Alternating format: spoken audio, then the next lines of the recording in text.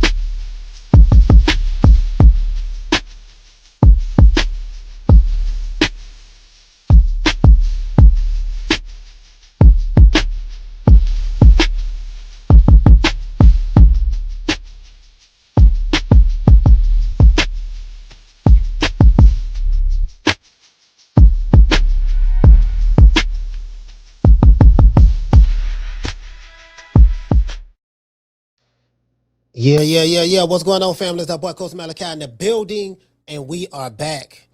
True Media Podcast. We back up in this BI, man. Salute to the family, man. Peace to the family. You know, happy, what the day is? Tuesday. Happy Tuesday. You get what I'm saying? So, shout out to Mr. Tomato Can, man. I know you still out there on that road, man.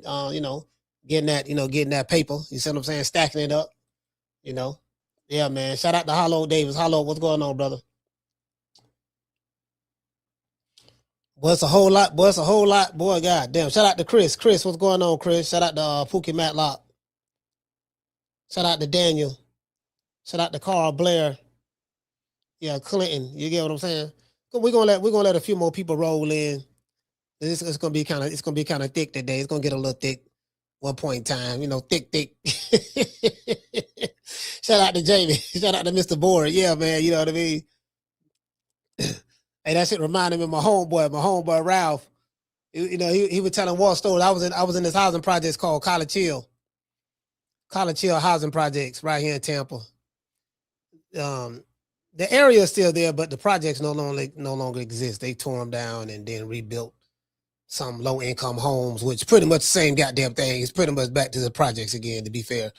So low income apartments and some shit like that. So yeah, we over there, right? This like 1990. We over there for 32nd. This project's College Hill is right next to the graveyard. Literally, there's a housing projects, and then when you walk out from the back way of the housing projects, there's a graveyard right there. This projects is literally built on a grave site. Literally. Can't make this shit up. Motherfucker die, get killed, he get buried right there, right next to the grave. Right next to his projects. The grade right there. Anyways.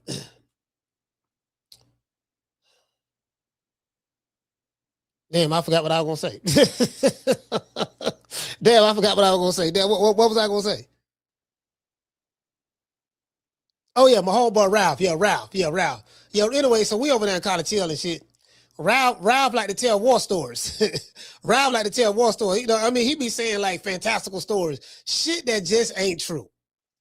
Like, he'll take a story and just exaggerate it to the 20th degree. Nigga, I remember the time, nigga, I was over there off a 32nd. This how he talk. I was off a 32nd. I was serving. He was serving, meaning hustling, selling drugs, whatever. That's what that means, right? For all of those who don't know what serving means. Yeah, I was over there serving in the hole. Y'all call it trap now. We call it hole. I'm in the hole, the dope hole, nigga. I'm on the stroll, nigga. I'm out there, put my game down, get my paper. Hey, Jamie. Two niggas stepped up. Two niggas walked up on me, tried to rob me. So I'm sitting there like, I'm laughing like a motherfucker now. Now I'm smiling and shit. And I'm laughing and I'm like, man, this man finna go to another one of these, finna tell another one of these fantastical stories, right? He talking about something. I say, it was two niggas. I said, how many niggas it was around? He said, it was two of them. One nigga was tall. One nigga about 6'1", 6'2", about 240, 250. You know what I mean? Other dude was about 5'7", 5'8". Short nigga, thick nigga, short stocky nigga, stocky.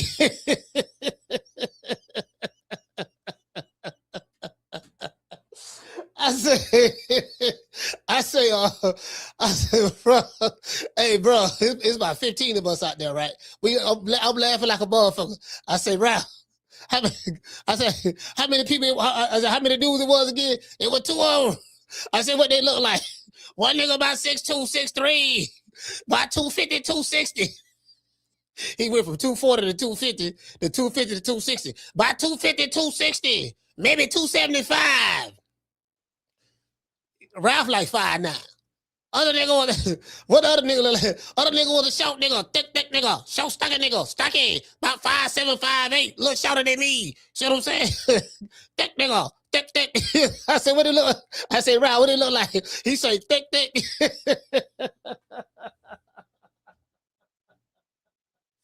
Bro, this nigga was funny to the motherfucker.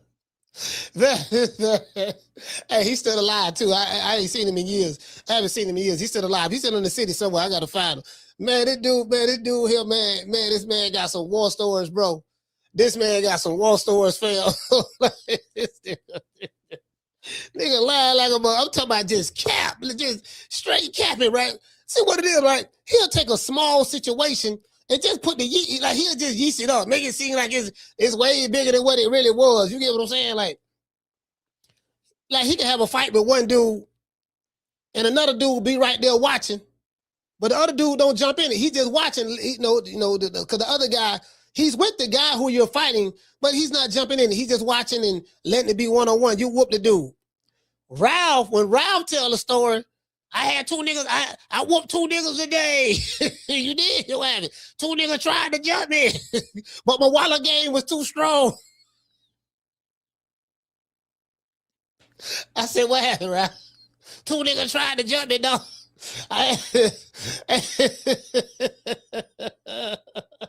Hey, what's up, Jamie? What's going on, fam? Yeah, man. We telling war stories. We telling war stories today, fam. We telling war stories. We going to war. This about the closest to a damn good fight we gonna get. We might as well just tell some war stories, fam. True. I don't know what these niggas ducking. What these niggas ducking today? The way they ducking today in today's time. I mean, ducking is at an all-time high right now. I'm talking about, listen, ducking is at an all-time high right now. Shout out to Carl Blair. What's going on, fam? I'm talking about the ducking, the duckery. It's the duckery. Y'all ever heard of sorcery? You got duckery. You know what I mean? Just quacking, just fam, like brother, like what are you quacking for now?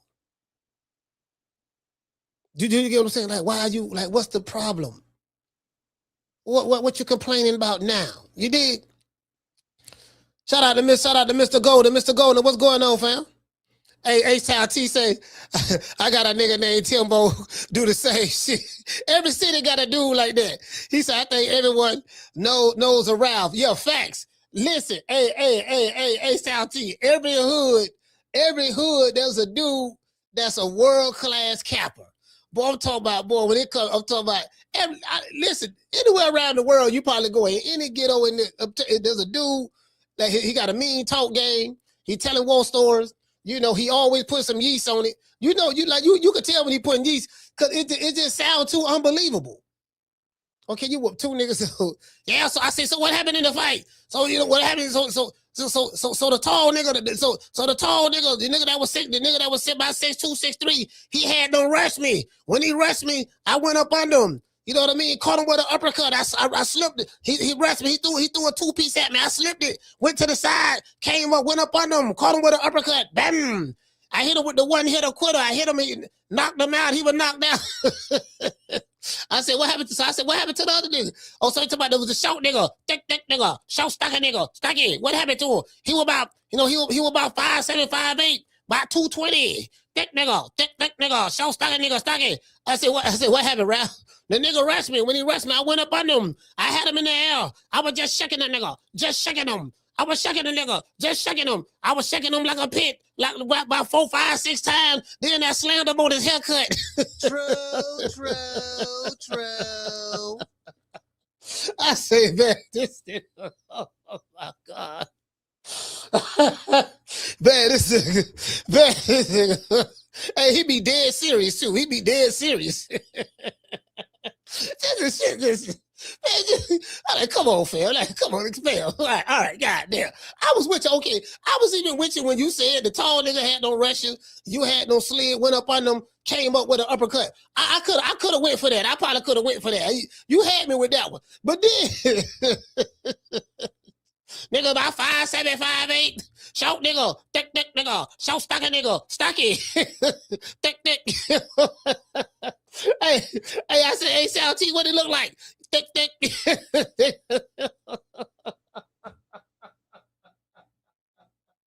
Man, I say, man. Hey, T, check this out. Then check this out. So we started using like the thick for the chicks. You see what I'm saying? Like if you see a chick, you know what I mean? Like we somewhere, let's say we at the bar, we at the New Lounge or some shit like that. We at the club at the New Lounge or the Manila, you know, or Say Lou's or them were the clubs back then. You know, Club Atlanta, and you know, just in a way, you know, you see a little honey dip, whatever the case may be. You know, she fine, right? You know, we just say thick. Yeah, boy, she thick. Boy, she thick. Hey, what's going on, Jamie? Jamie, what's happening? You get what I'm saying? Yeah, man, you feel me? Anyway, let's get into the show.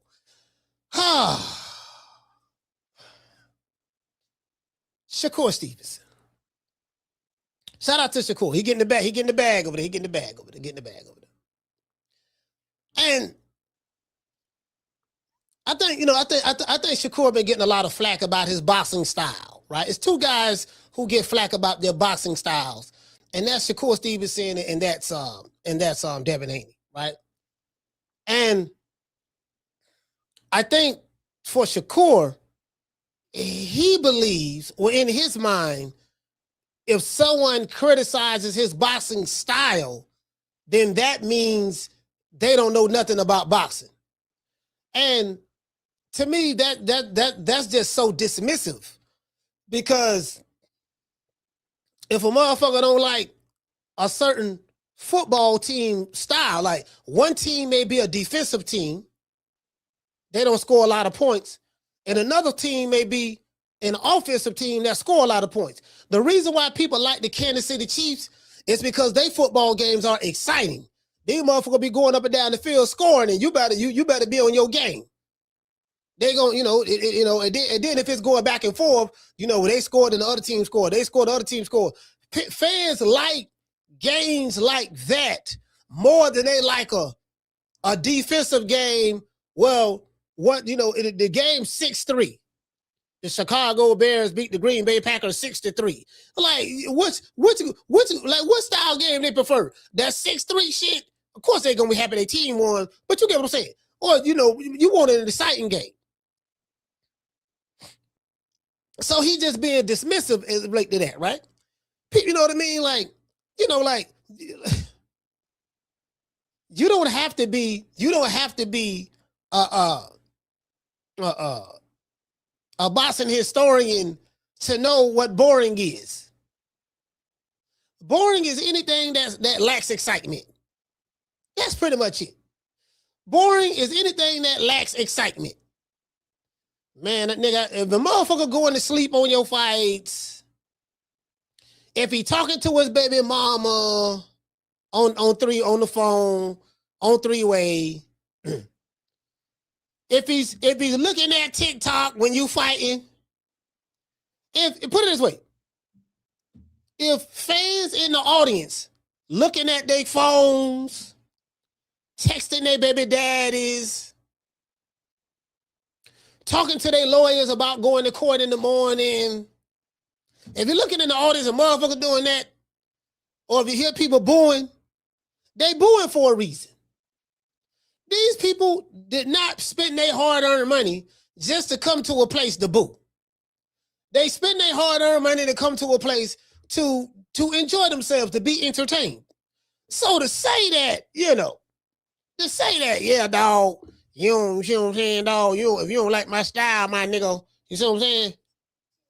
If you don't like my style, my nigga, then that mean you don't know nothing about boxing. That's being very dismissive. That's simply not true. That's simply not true. You get what I'm saying? That's simply not true. People like what they like.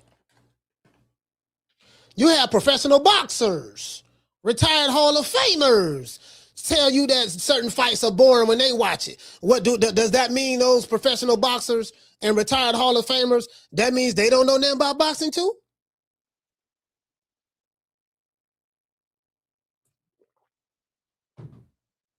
Nah, that's not it. That's not it. Anyway, Shakur Stevenson says fans need to understand my showmanship inside the ring. I'm not a boring fighter. That's what he says. Because he was being interviewed on the 4th and 1 podcast by Cam Newton. I hated Cam Newton. He used to play for the Carolina Panthers. I despised that dude. I hated the Carolina Panthers because they used to always beat my Tampa Bay Buccaneers. I didn't like it. And I didn't like Cam Newton. So I still don't like him. I still don't like him. I'm still mad. I'm still mad about that. You know what I mean? You know, he used to beat us. He used to beat us a lot. He used to beat us a lot. You know, him and Steve Smith Jr. and all of them. They used to, we used to win every now and then, but they used to win. Them and the Saints, they started taking turns whooping our ass. You know what I mean? But we went to the land of milk and honey with Tommy Gunn, with Tom Brady not too long ago. So we good. Everything Gucci now. We did that deal, right? But he was on there, right? So I guess Shakur's doing this press run. He's talking to everybody and stuff like that. He was on Nightcap with Shannon Sharp and Chad Ochocinco, Joe Smith over there. I think Joe's over there now as well. Other basketball player. Yeah, man. So he was over there. They know. So, but and then now he's hitting the Chitlin circuit. He's hitting the Chitlin circuit. Well, this is the Chitlin circuit. YouTube is the Chitlin circuit. But he's hitting I'm hitting the big dogs. They got to be big and corporate, have corporate backing. That's what he going at. You know what I mean? He going there. You see what I'm saying? So, and he doing this talking and people talking about, I don't know what they expect. He's over there with Zuffa. I don't know what they expect. Everybody, it's amazing because Bill Haney and Bill Haney done went radio silent for a while. He been quiet for about a week and a half, 2 weeks now. About a week and a half, been radio silent. People were saying they was tired of hearing Bill's mouth. Now everybody like, where Bill at?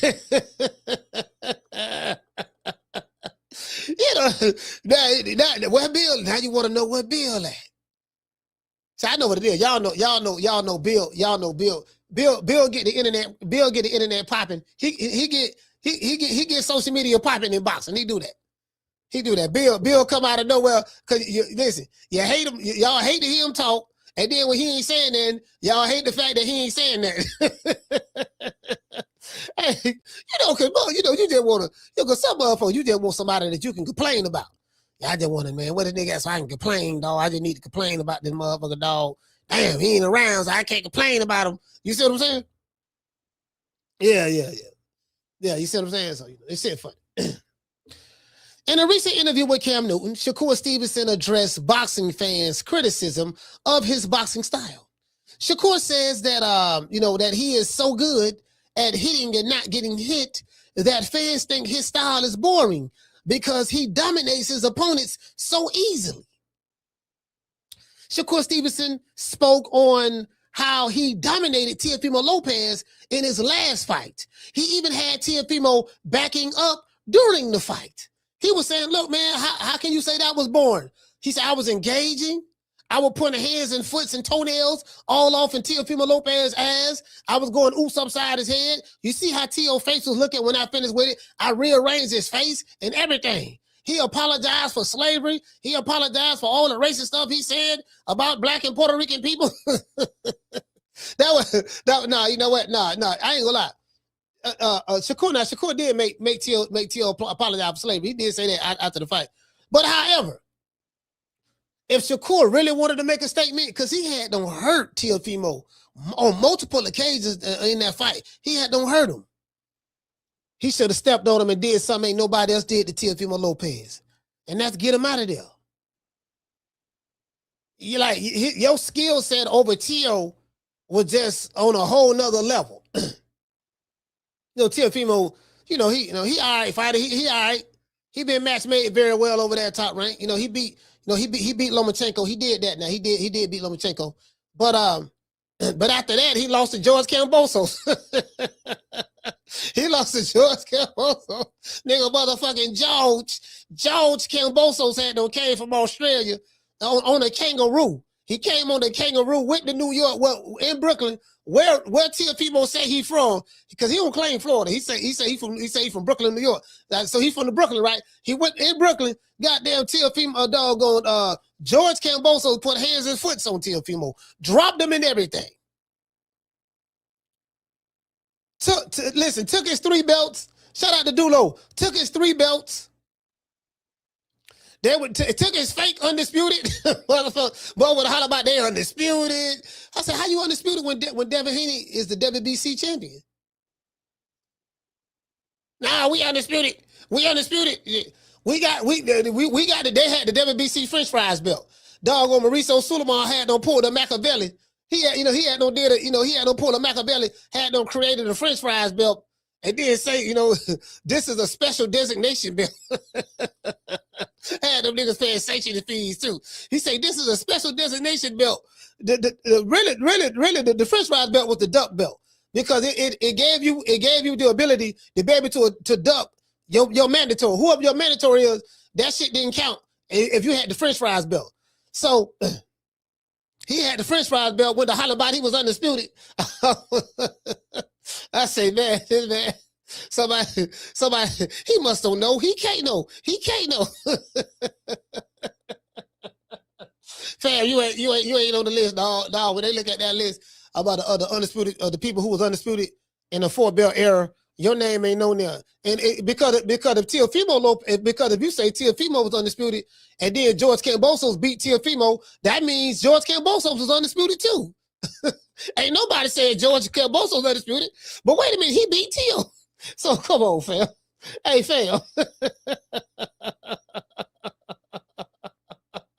Hey, Keisha, come on, Keisha. Keisha, come on. Make it make sense. Make it make sense, fam.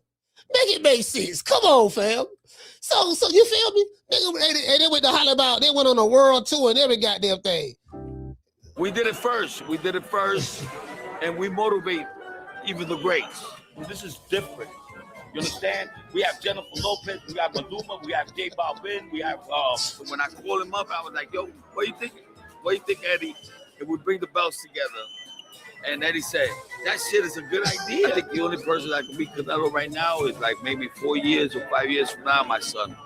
Like Triple G and Canelo and all these guys, they're bums, bro. They're bums. But once Teofimo became undisputed, look how many champions we got that's undisputed now.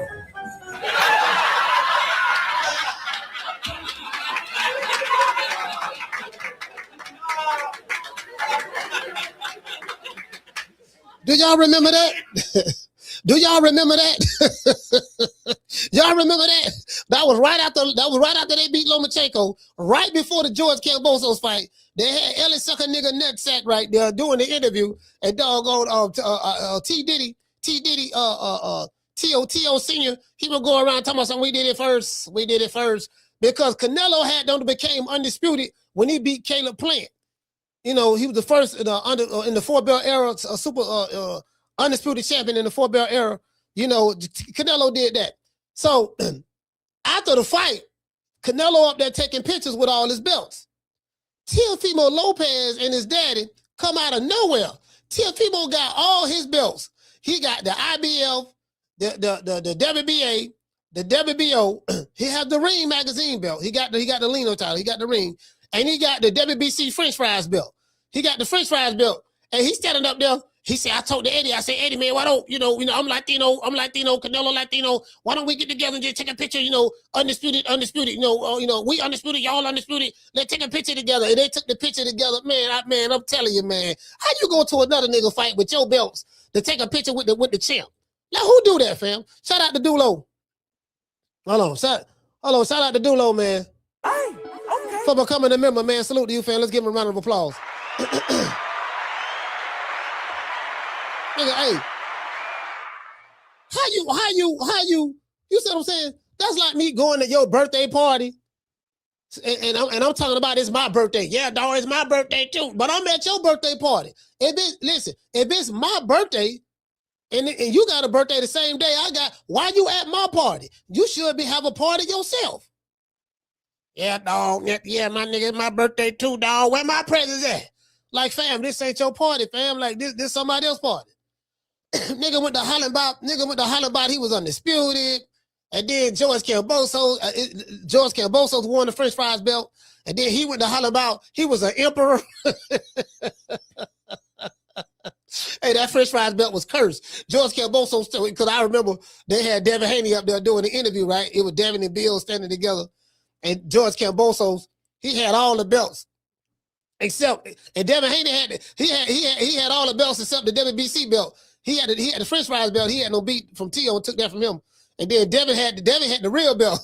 So George Cambosos was like, you know, I think Devin Haney said, I'm a king. He said, yeah, man, I'm a king, man. I'm a young black king. This and that. Some shit he was saying, right? And George Cambosos was sitting there like, he said, you say you're a king. But what's a king to an emperor? He said, what's a king to an emperor? Like this motherfucker. I said, what the fuck wrong with George Cambosos, man? Motherfucker he told me, what's a king to an emperor? He would holler about there's levels to this, and you know, you haven't fought the level of competition. But like George Cambosos was tripping. And then I realized, I said, you know what the common denominator was?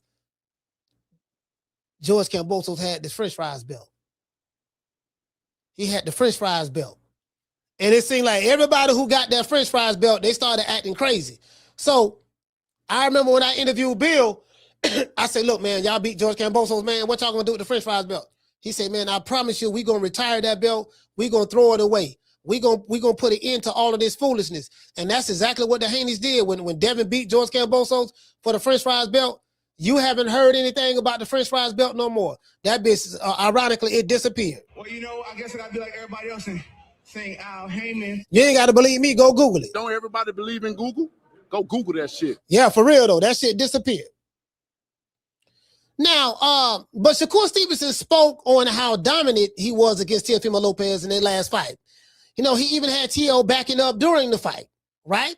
Now, does Shakur Stevenson have a point? That's what I want to ask you guys. Or does the fans have a point? Do the fans have a point? Let's listen to the interview, some of it, and hear what Shakur has to say. Because, you know, Shakur is saying, look here, baby boy, some of y'all fans, y'all being a little bit over too critical, you know, even though I don't know who Marvelous Marvin Hagler is or was, you know what I mean? He from Newark, New Jersey. You know, my boxing knowledge go back to Floyd Mayweather and Andre Ward, and that's about it. You know, them two, that's it. Oh, Lord have mercy. Yeah, okay, man.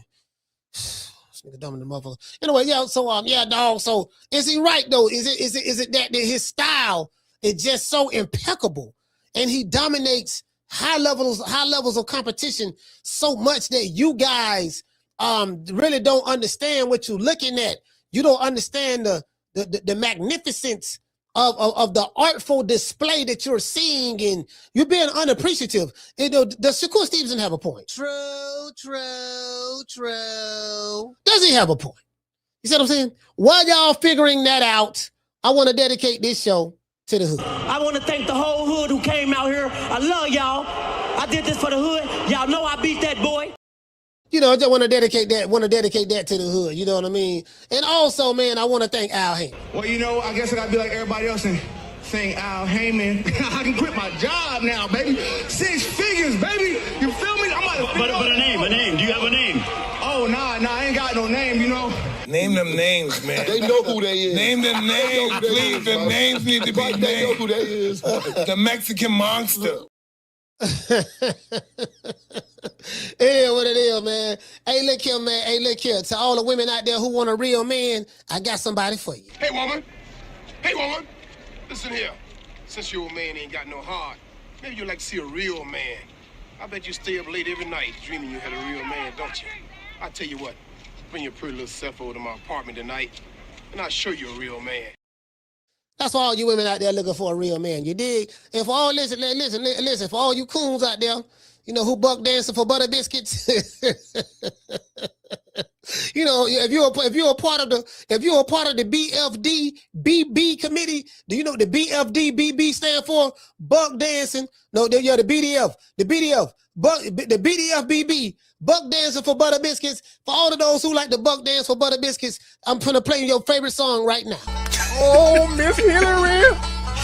Oh, so good to see you, Miss Hillary. I love you, Miss Hillary. Welcome to TV1. Oh, Lord. I dance with Massa. I dance with Massa. I dance with Massa. I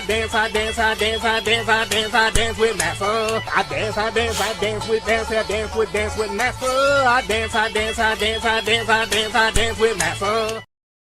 Yeah, man, you know it is what it is, man. Again, as you can see right here, man, Shakur told Cam Newton, he said, I'm not boring. You fans don't get it. You get what I'm saying? On the 4th and 1 podcast. You know, y'all don't get it. Y'all really don't get it. So let's go on over here. As a matter of fact, before we do that though, before we go listen to the interview, I gotta give a shout out to IT Bail Bonds, my sponsor. Sitting in the county jail right now for child support, driving on a suspended license, or a missed court date? Don't even trip. I made one phone call to IT Bail Bonds and they had me out the same day. No judgment, no games, just real people who move fast. If you or a loved one is locked up in the city of Tampa, call IT Bail Bonds at 813-231-2663.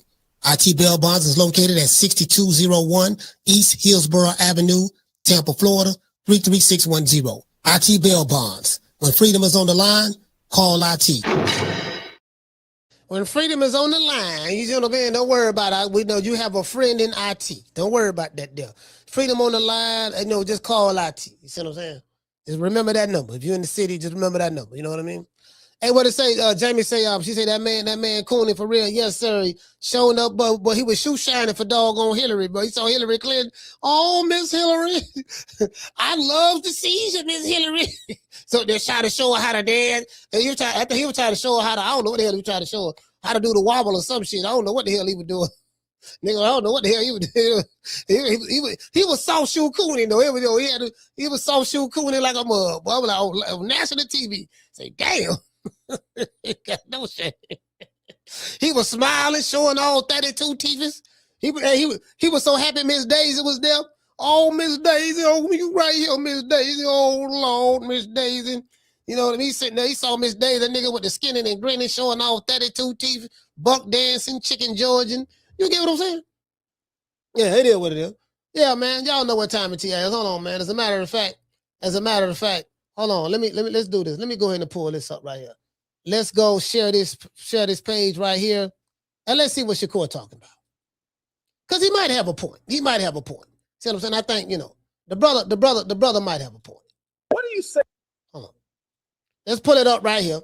Let's pull that up right there. The brother might have a point, man, and some of y'all in the chat might be tripping. Let's go. What do you say to the fans that say Shakur Stevenson is a boring boxer? Man, that's a sick statement, man. That's the sickest shit I ever heard. Even if you watch my last fight, like if you pay attention to my last fight, I was coming forward. Teofimo was the one that was on the back foot. Why was he backing up? You know what's boring at the end of the day, and I can understand it, is when like you watch a basketball game and somebody go up 30 or 40 points. You don't even want to watch the game no more. You'll cut it off and keep it moving. I feel like that's my fights. I'm too dominant. I'm so dominant to where these fights not close. They not thinking I'm losing. Everybody just like, okay, it's no entertainment because I'm not getting hit. You know, I'm finna break this shit down. I swear to God, I'm gonna break this shit down.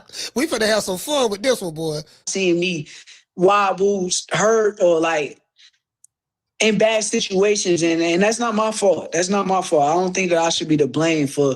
I'm definitely ready for adversity. I'm here for it. I wish one day I'm able to show it, but if I'm able to make the fights as easy as possible, then I'm gonna keep doing that. So I think they just gotta tune in and understand the craft and understand the showmanship of what I'm doing. I'm hitting without getting hit, and exactly. I'm mastering that. You see what I'm saying? What do you? So you feel me? So y'all see what y'all got to do now. Y'all got to understand the craftsmanship. See, y'all in the chat, all y'all who says Shakur Stevenson got a boring style, y'all don't got to understand the craftsmanship of the sport. That's the problem. See, y'all don't understand, like, it's the sweet science of hitting and not getting hit, and it's just that. The way, he said that now we finna break this shit down. I promise you. Finna play this shit again. I played it all the way out without stopping it. Except that one time without stopping it. Now this time we finna stop this motherfucker quite a few times. Cause bro, like he said so much shit. It's so much stuff to unpack. And what he just said. And it's just too easy to dissect. True. Let's go. All right, let's go right here. Let's start right here. Now the question is, what do you say? What do you have to say to the fans who say that Shakur Stevenson is a boring fighter? What do you say to the fans that say Shakur Stevenson is a boring boxer? Man, that's a sick statement, man. That's the sickest shit I ever heard. Let's start right there. Let's start right there. He said that's a sick statement, and that's the sickest shit I ever heard. No, sir. A sick statement and the sickest shit I ever heard is Sugar Ray Robinson is buns. A sick statement and the sickest shit I've ever heard is you don't know who the fuck Marvelous Marvin Hagley is. Literally one of the greatest fighters of all time. And he's from Newark, New Jersey. And he dominated. Bro, that's some of the sick shit I've ever heard there. Oh, Tyson Fury will beat Ali. He'll do this and do that. Even if you believe that shit, you don't say that shit. They don't say Tyson Fury will beat Jack Dempsey. Tyson Fury will beat Rocky Marciano. Tyson Fury will beat Tommy Morrison. He'll beat Ali because he too big. Ali was 6'3". Goddamn it, guess who beat Tyson Fury? A 6'3" heavyweight from the Ukraine. So if your argument is this dude too tall or too big, that's why he'll win. And until somebody 6'3" whooped him. When somebody 6'3" whooped him not once but twice. Now, of course, two different styles and all that stuff there, but it's just some shit you just don't say. It's just some shit that it's an unwritten rule. You don't like it's some Ali off limits. Ray Robinson off limits. Hagler off limits. Hell, some would even say Sugar Ray Leonard off limits. Salvador Sanchez to me, Salvador off limits. Willie Pep, doggone Henry Armstrong, Jack Johnson, all the fighters who fought on the Black Murderers Row. You get what I'm saying? Like it's just some fighters that just, because they laid the foundation, gave us exciting fights. It's just some shit you just don't say. This nigga here. True. Yeah, see, you see what I'm saying? That's what I be talking about, bro. It's like, damn, man, these niggas, man. And they round old heads who know Shakur Stevenson round his grandfather. His grandfather know boxing.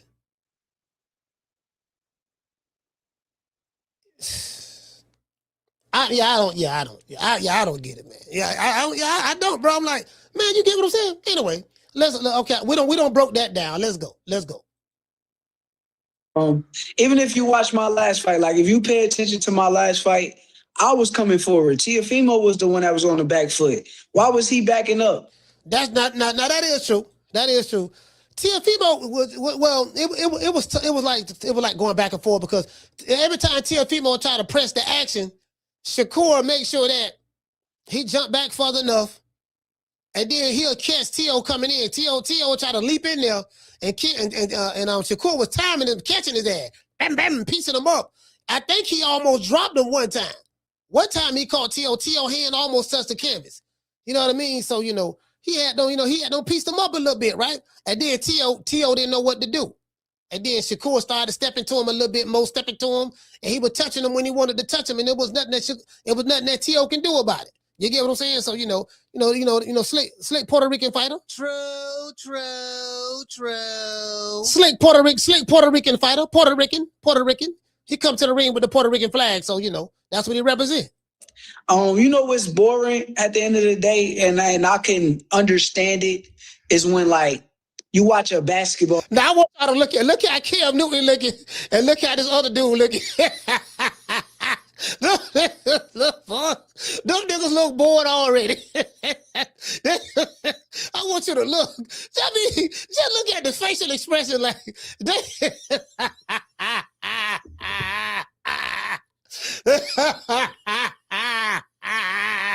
I want y'all to see this shit. Let's go. Okay, man. Somebody go up 30 or 40 points. You don't even look at it.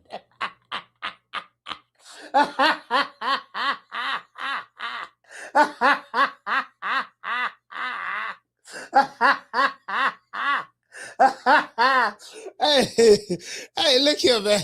Hey, look here. Hey, look. Look, check this. Niggas look bored. Do they look bored? Do they not look bored, fam, in this interview? Niggas look like they about to go to sleep. Niggas fighting insomnia right now, man. I want to watch the game no more. You'll cut it off and keep it moving. I feel like that's my fights. I'm too dominant. I'm so dominant to where these fights. Soon as he said that, Cam Newton nodded his head a little bit. This dude looked to his left. He took his eye. Those niggas ain't trying to hear that shit, man. Them niggas ain't trying to hear that shit. Bruh. They ain't trying to hear that shit, dog. Buddy looking to the left. Dog, let's go back. Let's go back right here. Basketball game, man. Somebody go watch my last. What do you say to the fans that say? What do you say to the fans that say Shakur Stevenson is a boring boxer?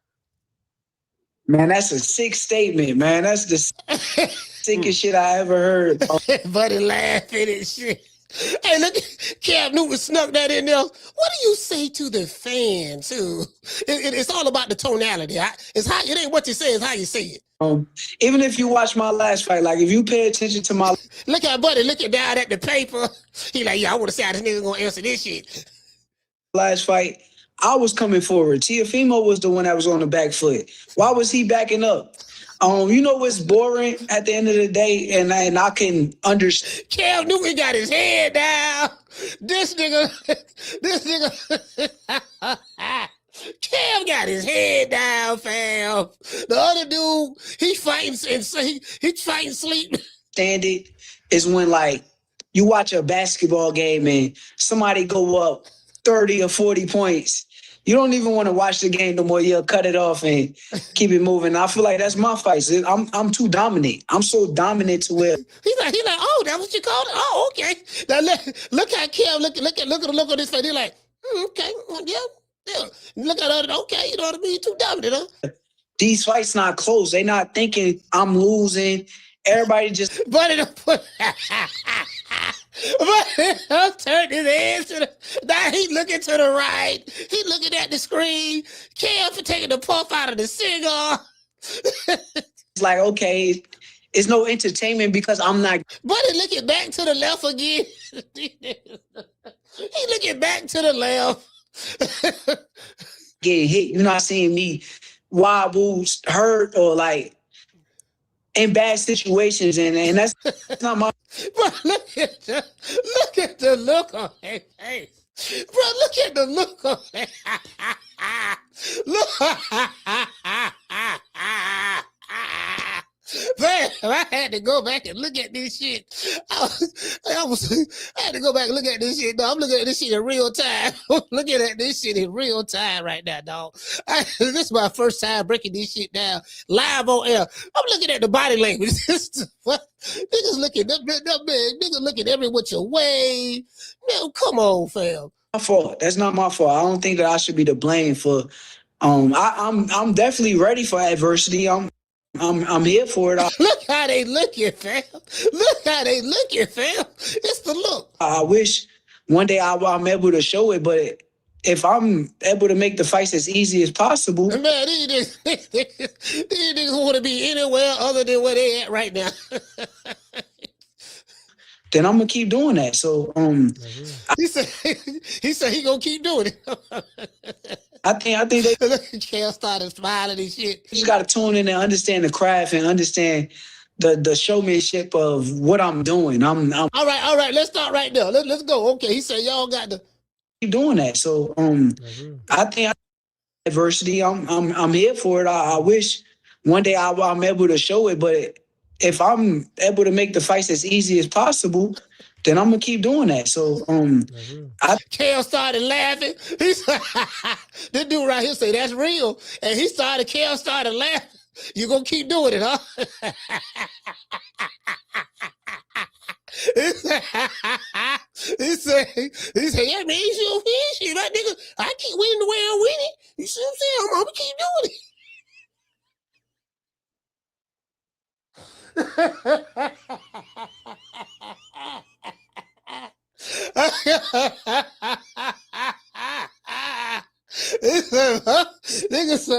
Nigga say, hey, Schoolo, yeah, dog, you know, I don't see nothing wrong with it, dog. I don't got this far fighting this way, my nigga. I'm gonna keep fighting this way. Tough titty. If y'all don't like it, goddamn it, that's on y'all. That ain't got nothing to do with me. True. Nigga, I'm gonna keep fighting this way. God damn Skippy, this shit working. You see what I'm saying? It ain't my fault. The opponent can't figure it out. It ain't my fault Teofimo Lopez couldn't figure it out. Shit, he had the same opportunity I had to hit me as that I did to hit him. He couldn't figure it out. That y'all mad at me. Hey, so Shakur make a valid point though, fam. He make a valid point now. Come on now. We gotta get a man some mercy, some grace on this. Shout out to Mr. T. Hey, okay. For dropping that quarter of a bam dub on your boy. Hey, Leroy. Super chat received. Playtime's over, boy. He said every time the spreader does an interview, he comes out the other side of it looking worse than when he did when he went in. Lord have mercy. I'm just saying. Down from the bar, there's a platform stage. People pimping, sharp as razor blades. Man, look here, man. The man told we finna go back and listen to it again. But I want to talk to my main man about my $5. Got change for $5. Huh? You got some change for $5. Got change for $5. Got it. Chain me up. All right. Man, give my $5. All right, bro. Man, give my $5, man.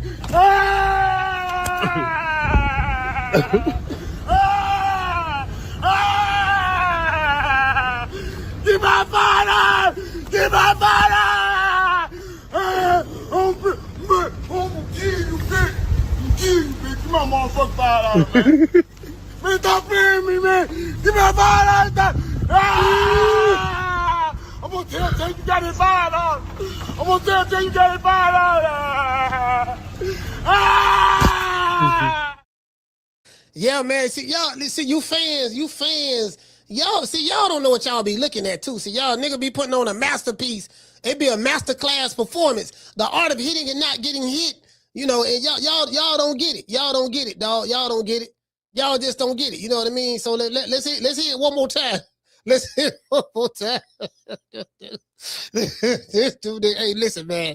This was the worst interview. Like, bro, how y'all interview Shakur? It's like they was bored with his answer. One dude looking in one way, then he looking the other way. Then Cam put his head down.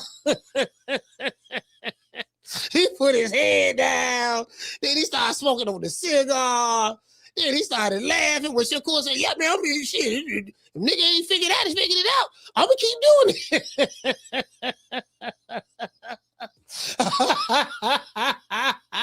Then the white dude don't pay this man $15 million a fight. Man, but they might be highly disappointed. Boy, they going to be highly disappointed. Hey, shout out to the one, Mr. Hale. Man, they'll give this nigga $15 million to fight. They gonna be highly disappointed, man. They be like, man, god damn, dog. Nigga, man, I don't believe this shit, dog. We gave that nigga 15 mil, dog, for this shit. Man, niggas told her, they tried to tell us, dog. They were trying to tell me and took out the sheet. We didn't listen. We can't. Man, goddamn, dog.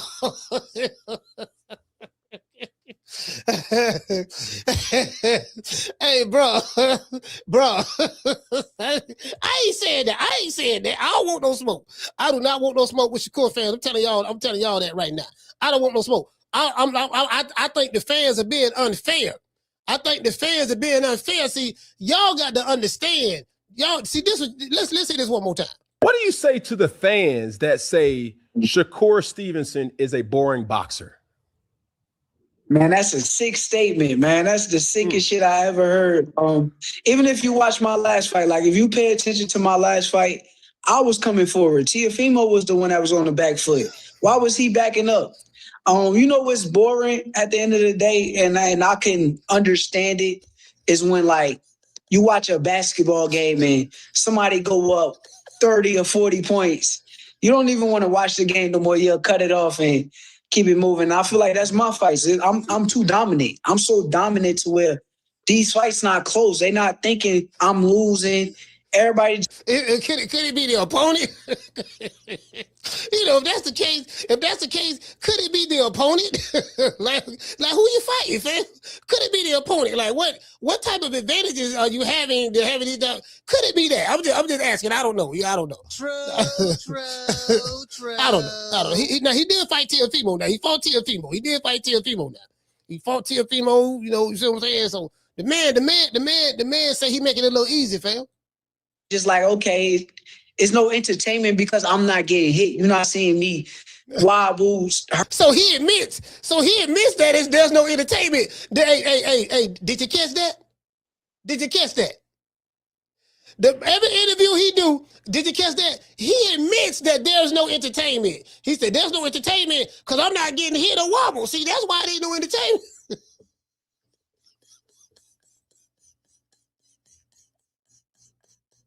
Let's go back to it. I don't want nobody thinking I'm making shit up. I ain't making it up. The receipts don't lie. I'm too dominant. I'm so dominant to where these fights not close. They not thinking I'm losing.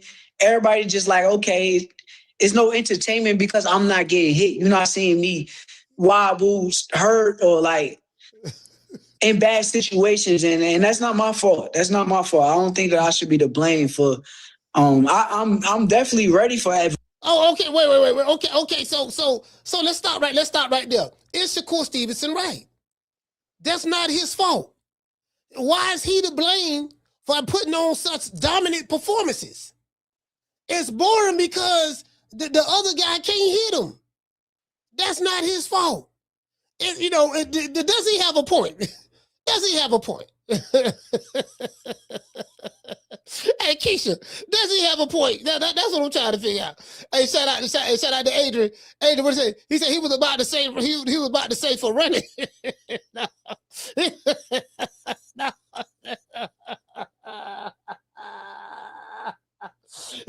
Wait a minute, man. Hold on. Man, this nigga say, fam. Hold on. Let me see what the chat talk about. He said that's what it is. It's the opponents. But I actually enjoyed his last couple of fights. But we need bigger fights, out of all these modern day fighters. Okay, Dulo says it's the opponent. Okay. Because sometimes you can fight a dude that boxing is definitely like 100% matchmaking. Because bro, you could put a dude, you could take a dude who can't fight that well.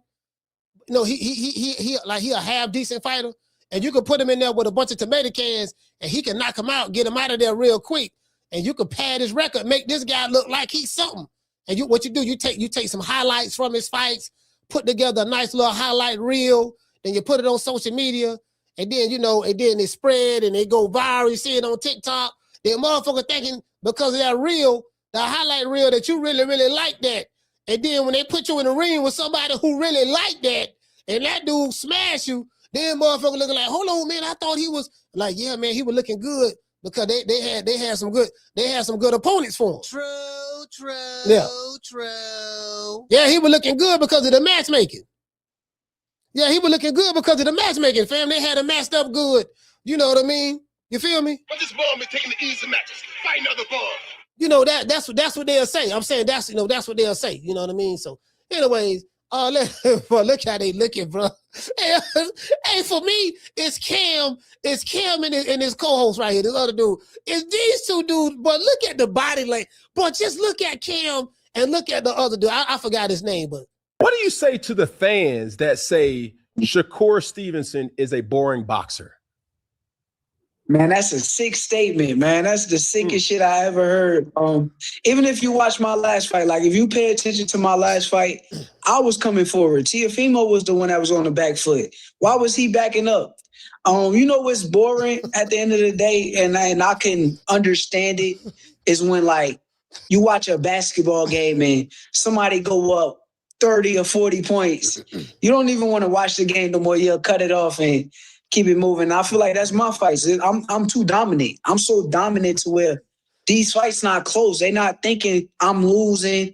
Everybody just like, okay, it's no entertainment because I'm not getting hit. You're not seeing me wobbles. Bro,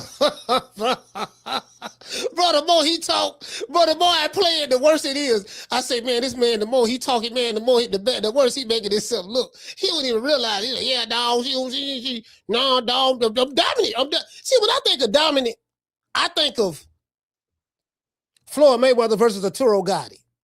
When I think of dominant, I think of Roy Jones Jr. versus Vinny Paziano. When I think of dominant, I think of Evander Holyfield and Riddick Bowe, the first fight, won. I don't, fam, like, you get what I'm saying?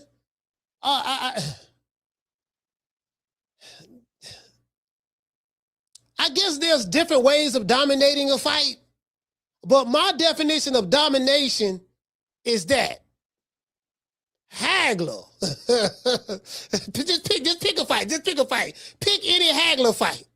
You get what I'm saying? Just pick a fight, right?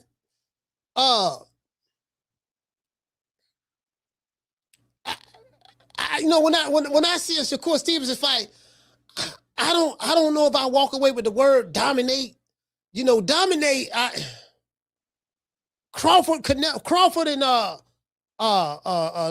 Errol Spence. That was a domination. That was a domination from the first part of the bell to the stoppage. I think that's what I think of. I haven't seen that from him. You get what I'm saying? That's my definition of domination. Of course, there's fights where you clearly win.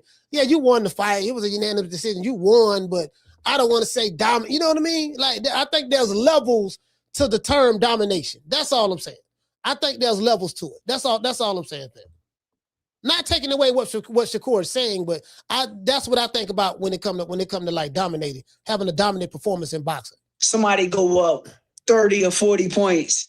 You don't even want to watch the game no more. You'll cut it off and keep it moving. I feel like that's my fights. I'm too dominant. I'm so dominant to where these fights not close. They not thinking I'm losing. Everybody just like, okay, it's no entertainment because I'm not getting hit. You're not seeing me wobbles, hurt, or like in bad situations, and that's not my fault. That's not my fault. I don't think that I should be to blame for. I'm definitely ready for adversity. He said, I don't think. Hey, what he said? I don't think I should be to blame for. What do you want to say after that? I don't think I should be to blame for. Yeah, man. You know, I'm ready for adversity. Here for it. I wish one day I'm able to show it, but if I'm able to make the fights as easy as possible, then I'm gonna keep doing that. So I think they just that's the answer right there. There go your answer right there. He said, if I'm able to keep making it as easy as possible, dog, and do what I've been doing and win it, then I'm you fans gotta catch up, fam. You fans gotta catch up. I'm here for it. I wish one day I'm able to show it, but if I'm able to make the fights as easy as possible, then I'm gonna keep doing that. So I think they just gotta tune in and understand the craft and understand the showmanship of what I'm doing. He said showmanship. Let's look that word up. Hold on, let's look that word up. Cause I'm pretty sure in order for you to show, in order for one to display showmanship, one must be a showman. So let's look up the word. Let's look up the word showmanship. Finna Google it right now on my phone. Matter of fact, I will open it up right there. But I'm gonna just let's look that word. Let's look that word up. Cause I ain't got but a GED. So, but it ain't. Let me see. Showmanship. Showmanship definition. The definition of showmanship. Showmanship is the art, skill, or ability of presenting something in an entertaining, dramatic, and captivating way. No. Oh no. Oh no. No. Let me read this for y'all again. Because Shakur Stevenson used the word showmanship. No, let's go back. Again, I ain't got but a GED now, so y'all gotta work with me. Y'all gotta work with the old boy. I ain't got but a GED, so work with me, okay? Y'all just work with me right quick. Just bear with the old boy right quick. I'm trying to get it together now. Blame for, I'm not thinking I'm losing. Everybody just like, okay, it's no entertainment because I'm not getting hit. You're not seeing me wobble, hurt, or like in bad situations, and that's not my fault. That's not my fault. I don't think that I should be to blame for. I'm definitely ready for adversity. I'm here for it. I wish one day I'm able to show it, but if I'm able to make the fights as easy as possible, then I'm gonna keep doing that. So I think they just gotta tune in and understand the craft and understand the showmanship of what I'm doing. I'm hitting without getting hit, and I'm mastering that. So he said the showmanship of what I'm doing. All right. Now let's pull up the word showmanship. I just read it to y'all, but I want to show y'all. I want to show y'all on the screen. I want to show y'all on the screen. There you go, right there. Cause I don't want nobody thinking. Cause guess what? You ain't gotta believe me. Go Google it. Don't everybody believe in Google? Go Google that shit. Y'all believe in Google, right? Let me go ahead and show y'all what Google say. According to Google, I'm just saying, ain't me. Don't get mad at me. Don't pull up on me. Pull up on Google, right? I'm gonna drop these phone lines. Showmanship. Showmanship is the art, skill, or ability of presenting something in an entertaining, dramatic, and captivating way. It is the talent. It is the talent for effectively engaging an audience, whether you are performing on a stage, giving a keynote presentation, or showing an animal at an agricultural event, or performing in a boxing match. What are the key elements? Let's look at the key elements of showmanship. I got to do that right now. The key elements of showmanship is audience appeal. The fundamental goal is to connect with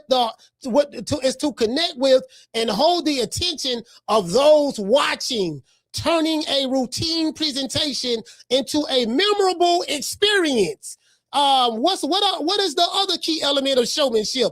Theatrical, right? Theatrical. It relies on flair, charisma, and dramatic flair to highlight the most exciting or valuable aspects of what is being presented, meaning a boxing match. What else? What is the other key element of showmanship? It is skill and preparation. True showmanship requires an underlying competence and hard work.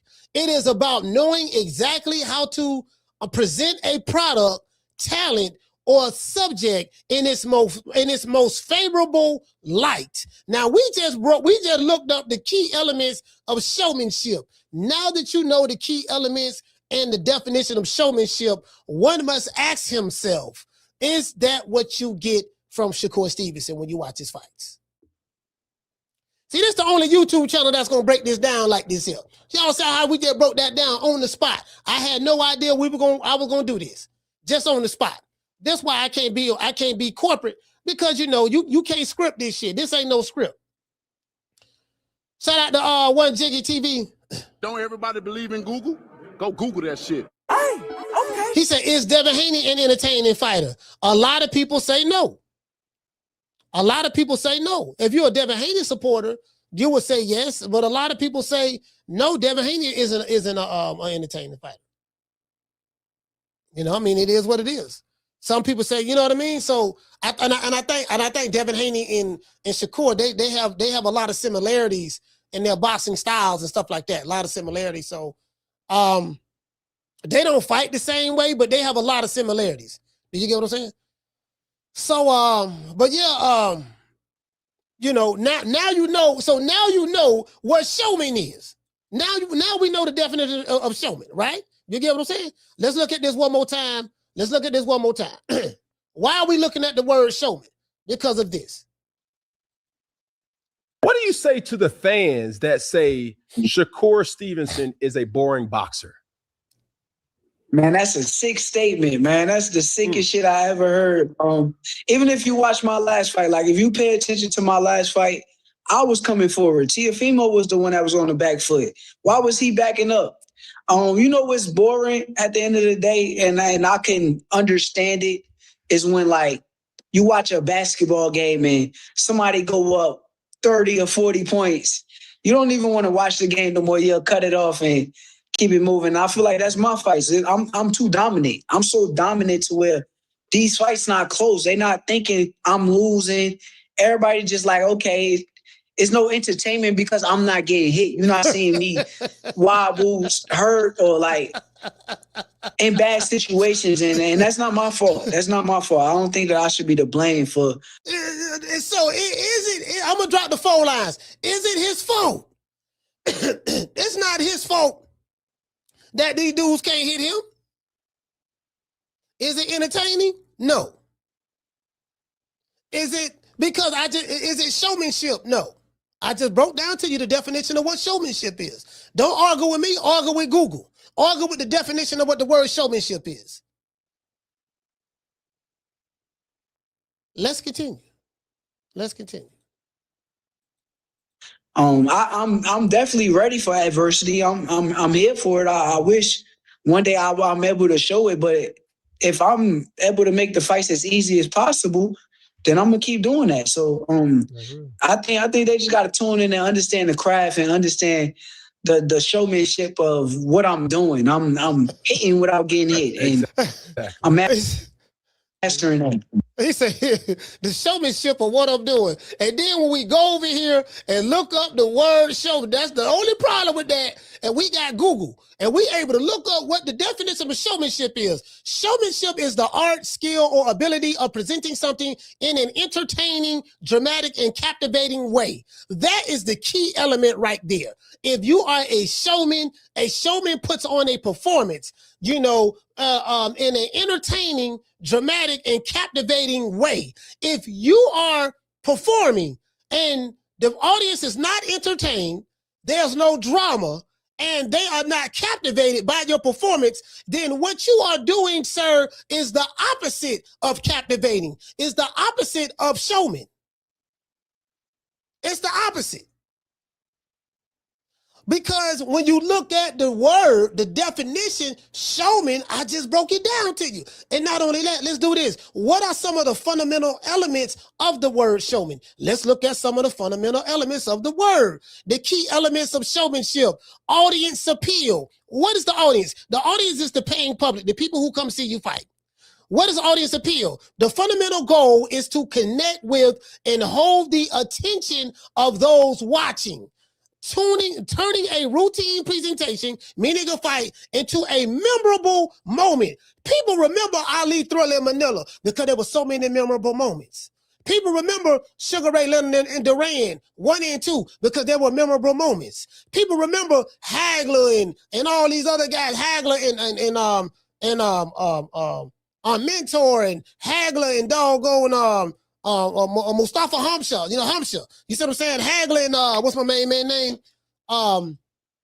John the Beast Mugabe. Memorable moments. Motherfuckers on the edge of their seat watching.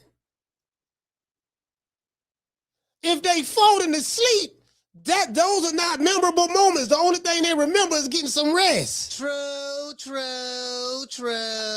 Let's continue. Oh, we got to go over here. Those are the key elements. Turning a routine presentation into a memorable experience. Theatrical.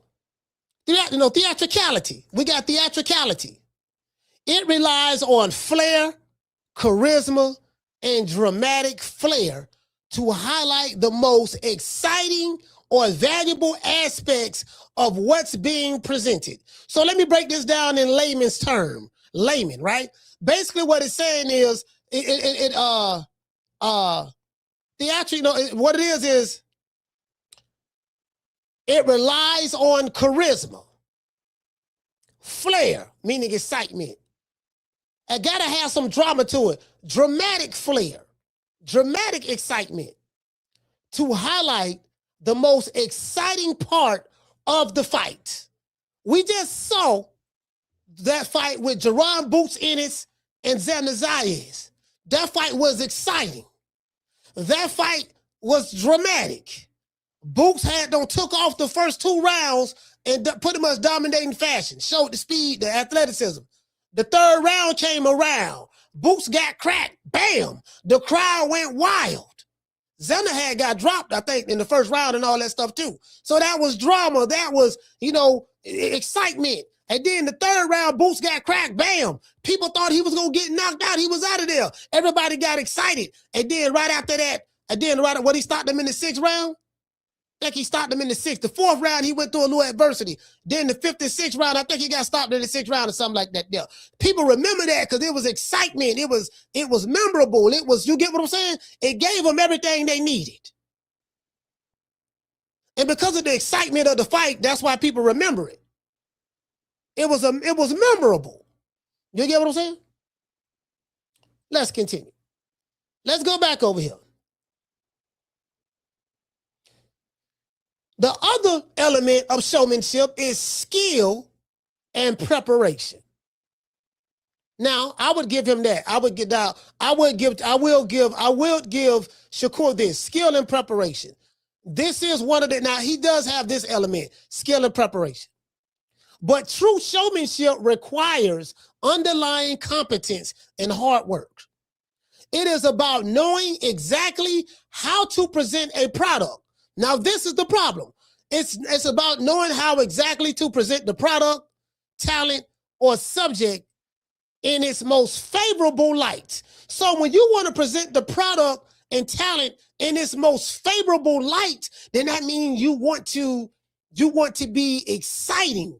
You want to show excitement in front of the audience because you want to present your skill, your talent in the most favorable light.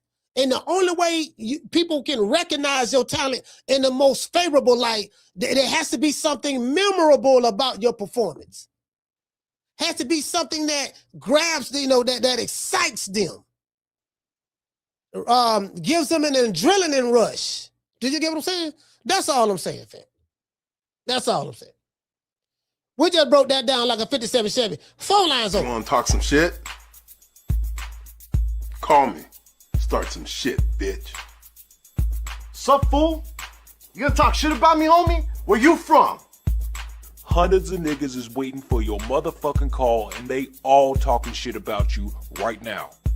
Call the coach at 530-494-9636. We waiting on your bitch ass. Yeah, man, hold on. It's something else. Oh, no, that's somebody sent me a...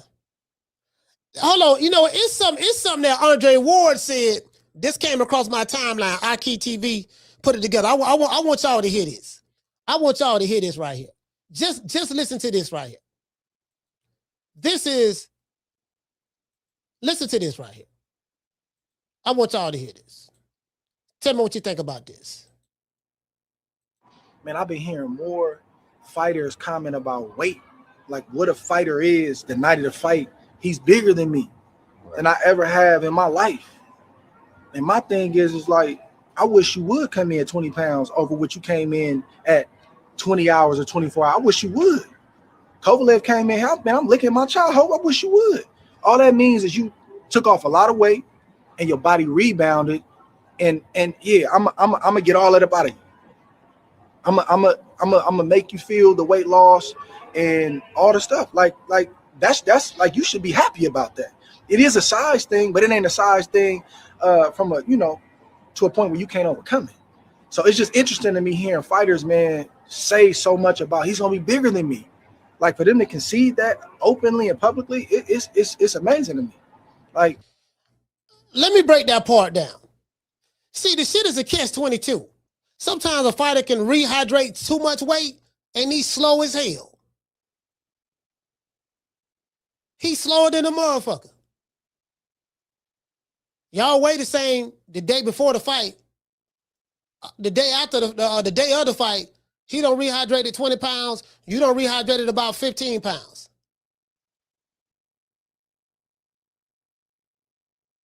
Did you get what I'm saying? Like, that ain't no guaranteed victory. Nigga too slow. He too sluggish.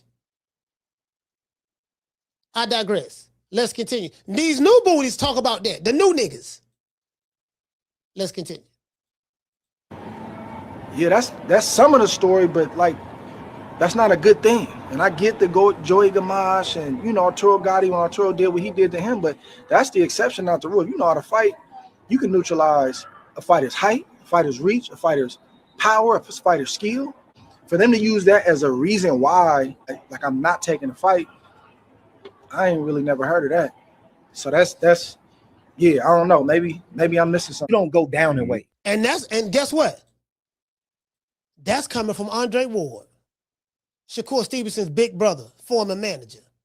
That's coming from his big brother, Andre Ward. I digress. Hall of Famer. Oh, guess what? Guess what? Is he a casual? Do he know anything about boxing? Oh, okay. So that's an issue. You got to lose 20 to 25 pounds, 30 pounds, brother. You're at a disadvantage. We got to stop looking at the scale and thinking that somebody got an advantage just because they heavier and they big. It's big dudes that weigh more that get clipped every day. For sure. Stuff been happening. They get beat, they get outboxed, they get bullied. We got to quit talking about this weight thing. But just because you gain a lot of weight, I don't think that's an advantage personally. Bro, check this out. I remember when Terrence Crawford first moved up to the welterweight division, he fought Jeff Horn. Jeff Horn was bigger than a motherfucker. I was looking at that fight probably about 2-3 weeks ago. Jeff Horn, I saw how big Jeff Horn was over Manny Pacquiao. And I remember when that fight was made, they were talking about, yeah, man, Crawford ain't never been in the ring with somebody that big, and that size, and Jeff Horn is a big guy. Man, Crawford beat the shit out of Jeff Horn. True. And that motherfucker was huge. He beat the shit out of that motherfucker. Man, made it look easy. And not only beat him, he stopped him. But I digress. Going to be 20, 25 pounds bigger, I am cool with it. That's an advantage personally. If he's going to be 20, 25 pounds bigger, I am cool with it. I'm comfortable with it, and I would go in there and still beat him. He was 20, 25 pounds bigger than Lomachenko, and to me, I felt like Lomachenko edged out the decision that night. So if he could fight him and beat him, I feel like I could beat him too. With this new deal, I can make any fight that I want in the sport of boxing. There's no restrictions. It's not I can't fight this guy. Boxing is not the same no more. Boxing is a lot different. So the critics got to get past thinking in the old mindset. What the new mindset is the best fighting the best. And I'm all for it. And I think Zuffa is all for it too. So let's do it. It takes something from him. Mm-hmm. Rather than and get in the way. So at the end of the day, Devin, it seems like he's committed on vacating the belt and getting out of Keyshawn way. And since that's the case, me and him can meet at a catch weight. But he's fighting at 147. Yep. I'll fight at 140. So we're not at the same weight class. So now we got to meet in between. So y'all going like that 144, 145 weight. Yeah. All right. Okay, is that one there? All right.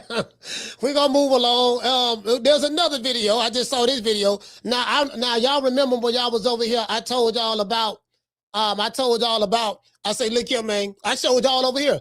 I say, Sebastian Findor, Scamps and Lineworks are saying that we need to go fight our mandatory. We can't, because Jerron Boots Ennis is trying to fight Sebastian Findor. He reached out to him to try to make that fight.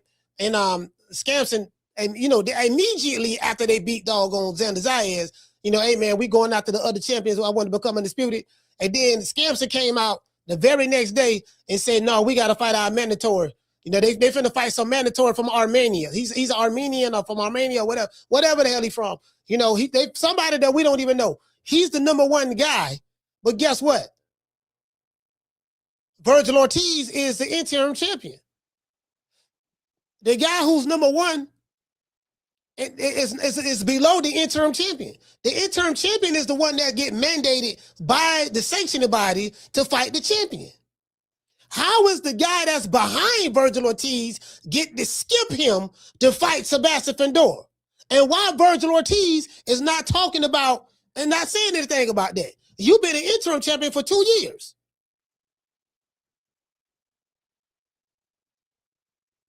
Hold on, I'm finna show y'all. Caller, what's your name? You calling from? Jamie from New York. Jamie, talk to me. Hey, Coach Shakur, poor baby. Maybe I'm being too hard on him, and I'm starting to feel sorry for him. But yes, it's not his fault, man. You know, it's like he said, we're gonna blame the opponent. You know, the way I look at it, if you felt your opponent, you know, they gave you easy fights, bro, you should have fought the harder fights. You know, they were available to him, Coach. And you know, I know that you know, Shakur, you know, he's been in a bunch of settle fights, and that happens in boxing, right? And you know, they moved him well. When he was coming up, I think he fought for 2 vacant titles, and the other champions, whoever he fought, Coach, I'll be honest with you, I can't name 4 fighters he fought, you know, but the kid definitely got skills, man. But the word showmanship and Shakur don't go together. It don't sound right to me. You know, how is it that you're not boring and you don't do your best to knock nobody out, man?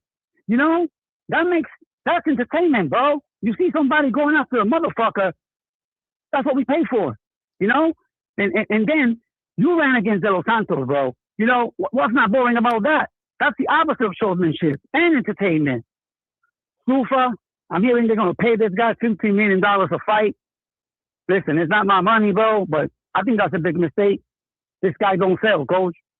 I don't know how the fuck they're going to get their money back, but for real, bro, Shakur is boring, and that's that.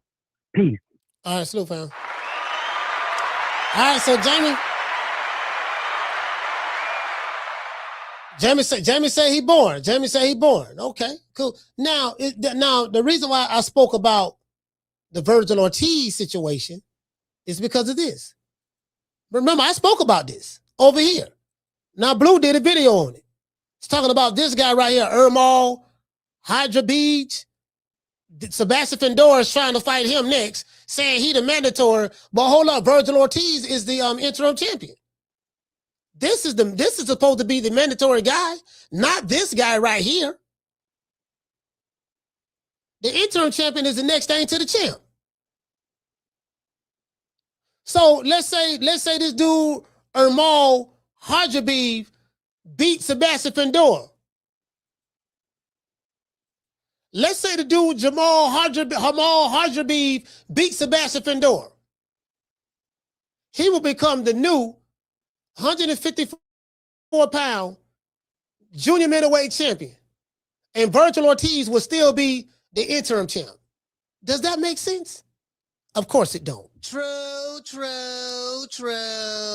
Hey, Coach Eddie, does that make sense, fam? Of course it don't. Of course it don't. You know, hey, hold on, what Keisha? Hey, Keisha, does it make sense? Of course it don't.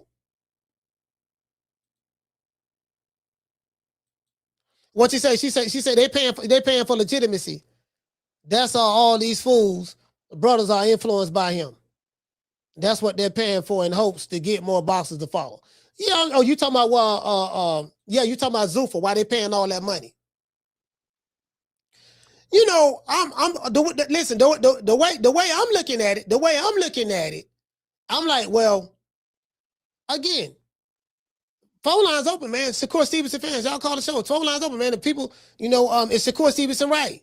That's the question. Is he right? Is he right about his style not being boring? And you fans need to understand and learn to appreciate the showmanship that he displays in the ring. Is he right about that?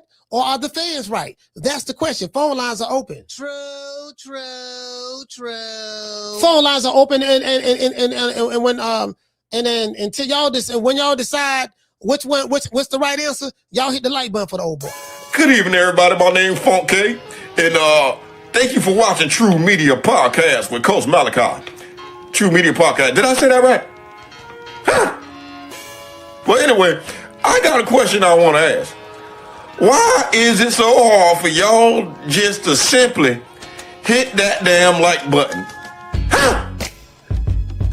Now, Coach Malachi get up every day entertaining y'all when he could have really been going out there chilling with his family, eating some neck bone and rice or something like that. But instead, he chose to come up here to entertain y'all, and y'all ain't hitting the like button. Now go hit the like button. Why you ain't hit that like button? Huh? Go hit that like button with your hard head cheese looking self. Coach Malachi doing a hell of a job. The least you can do is hit the like button, y'all. Caller, what's your name? Where you calling from? Mayo from Shaw. What up, Coach? Mayo, talk to me. Oh, yeah. Hey, Coach, the fans are absolutely wrong on this one. I feel like Shakur Stevenson is in a situation where, like, you know, if somebody made their mind up about you, it's just kind of hard to change it. You know what I mean? I look at Shakur Stevenson. I see him stand in front of William Cepeda. I see him stand in front of Kyle Faisal. I see him stand in front of Valdez. I see him stand in front of Harrigan. I see him stand in front of Artem. I see him stand in front of Teal. You know what I'm saying? Like, if you want to be honest, this motherfucker stand in front of people more than he be on the outside boxing. But if you ask these fans, he just is this outside fighter. That's all he do. I'm like, man, I watch this dude. He in front of people more than shit Tank Davis is. I watch Tank Davis. He on the back foot knocking out. He on the back foot knocking out. Fucking Rolly on the back foot with Pitbull on the back foot with a bunch of other people. You know what I mean? So I don't really think it's like a style thing. I think one. People don't like people who don't get knockouts. They don't like people without power. I feel like it's more of that than really the style itself. You know what I mean? And the last thing, you know, boxer fans want to see is a boxer. So that's my stance on it. Yeah, I think Shakur is absolutely right. I feel like his skill level is so much above these other guys that, you know, it's boring to watch because it's like they can't really fuck with him. Like, what's the most exciting Mayweather moments? When he got clipped by fucking by Donna, got clipped by Shane Mosley. You know what I mean? He did beat the fuck out Charles Gotti and Pretty Boy Floyd. Corrales. No, when he was Pretty Boy Floyd, that Pretty Boy Floyd era when he was on super featherweight, lightweight, that dude was the most exciting version of Floyd Mayweather. Yeah, he was pointing his hands ago. He was whooping ass, but I mean early on, it was just number domination. You know, he was just whooping motherfuckers' ass. You know, it wasn't like the most memorable moments though. It was like when he got clipped, when he got caught. You know what I mean? No, he was stopping motherfuckers. Floyd was stopping motherfuckers. He got quite a few memorable. He was stopping motherfuckers, bro. Like one Pretty Boy Floyd. Yeah, he got memorable moments. It just I think the moments that the modern day era remember Floyd is when he became Money Mayweather. You know that they go from the Canelo fight on up, the Maidon and stuff like that. I think that's where they at. But yeah, I hear what you're saying though. I hear what you're saying. Oh yeah, Coach, I'm about to get up out of here. I appreciate you. It's a good topic. All right, salute, fam. Salute.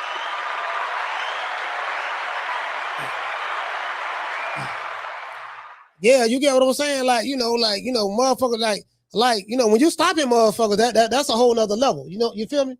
Shout out to Damien. He said at the end of the day, She does not engage. That's what people want, engagement. Tell me she? What you talking about? David said, I disagree 100%. Hey, he say, shouldn't the interim be #1 contender? What's the value of the interim? No, that's the whole point, fam. You right. The interim guy. Remember, we went through this with David Benavidez and Canelo Alvarez. I'm gonna explain. Caller, what's your name? Where you calling from? Hey, what's up, Coach? It's Coach Eddie from the AGL. Coach Eddie, talk to me. What's going on, brother? Yeah, like I say, with Shakur talking about, himself being a showman and being dominant, being a showman comes with a level of expectation. Like when we saw Ali fought, right, it was a level of expectation. When Roy Jones came to the ring, it was a level of expectation. When Wilder came to the ring, it was a level of expectation. Mike Tyson and James Toney and Oscar De La Hoya, Bruce Ennis, Terrence Crawford, it was a level of expectation. Even Tank Davis, we expected something. Right. But with Shakur, it's like I expect for this to be a boring fight. I know what I'm getting myself into when I'm watching this dude because he don't take no chances. Most of the time he's in there with somebody that's overmatched. Yeah. He's way better than he's not fighting the best opposition. And that's why we're not getting the best fight. Because he's clearly better than everybody that he's been in the ring with. He's been bigger than everybody he's been in the ring with, maybe with the exception of the Japanese guy. He was even bigger than T.O. He was moving up. Yeah, he was bigger than T.O. And he could have stopped T.O. Yeah. Could have stopped. First thing that Andre Ward and Terrence Crawford said to the man when he got the ring that you could have stopped. He could have. That's his homeboy. Yeah. They said you could have stopped the guy. You know what I mean? So I think the criticism is warranted. You talking about you so great, you just that the third. Why are you trying to put a weight clause on Devin Haney? And another thing, like you said, with that weight thing, everybody talking about weight. You got Sebastian Fundora trying to put a rehydration clause on Xander Zayas about the man too big. Man, come on, man. What kind of world we living in? But these are the same era of fighters that they say better than Ray Leonard and Hagler and better than Hearns and better than Robinson and all those guys. These same motherfuckers they telling me right here who crying about, yeah, man, and they ain't gonna rehydrate, he gonna be too big. Dog, I don't like them gloves, them horsehair gloves. Yeah, man, I don't know if I'm gonna make this weight. I can't do same day weigh in, and I can't fight 15 rounds. Like, come on, fam. Like, sorry about that. Go ahead, Coach Eddie. I'm ranting. No, you right. No, everything you saying is spot on, man. Like I said, these modern day fighters, man. Like I like Shakur, man, but he could do more. And Devin Haney did the same thing when he fought Regis. Man, he had a dead man in front of him. Had a chance to knock him out. What did he knock him out? Bro, you went 12 rounds with this dude, man. But who gonna get hyped? I mean, these guys are good fighters. But I ain't sitting there like, when I watch Boots, I got a level of expectation. I mean, I know this Joe's gonna come to Waller. Yeah. I know he likes to fight. If he get hurt, he gonna dog it out. He gonna thug it out. He gonna give you something, man. He gonna give you something. Even with Tank, you expect the knockout with Tank. Yeah. But the greatest showman was Adrian Broner. AB was gonna come to the ring. Yeah. The ring walk was gonna be fast. Yeah. He was gonna do something crazy in the ring. Man.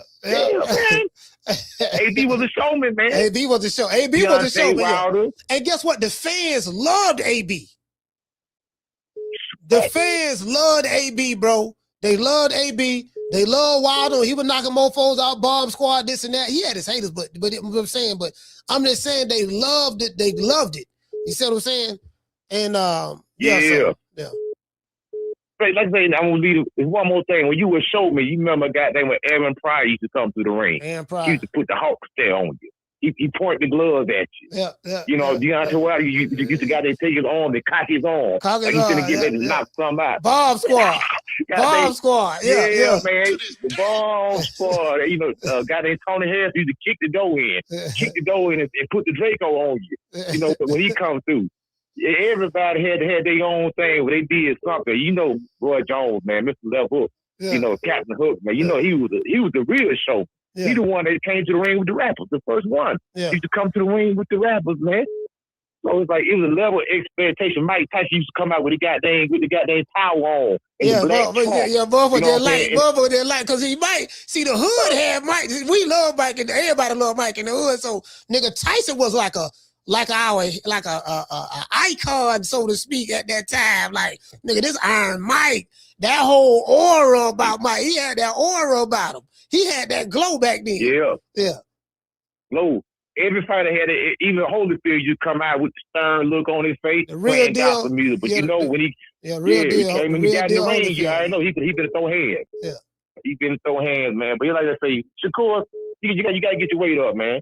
I think Zuffa, but he done messed up because Zuffa fans, that's my UFC fans. He gonna get booed out them arenas, man. He might as well get used to it until he step his game up. But that's my call, Coach. All right, salute, fam. Shout out to Coach Taylor, man. Yeah, man. I'm just, you know what I mean? Like, I'm just saying that. See, this is the problem. I think what this era of fans don't understand is that they haven't experienced what someone my age have experienced. They haven't experienced those. They haven't experienced those eras where we know what exciting fights were. Hector Camacho, Macho Time, Prince Nassim Ahmed. You get what I'm saying? You feel me? Yes, you know.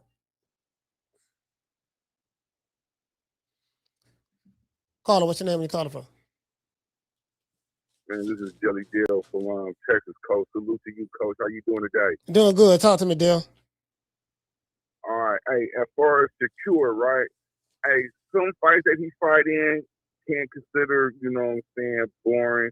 And then some fights he fight in, you know what I'm saying, he did the last two fights. I think the Williams and Sater fight and Timo, right?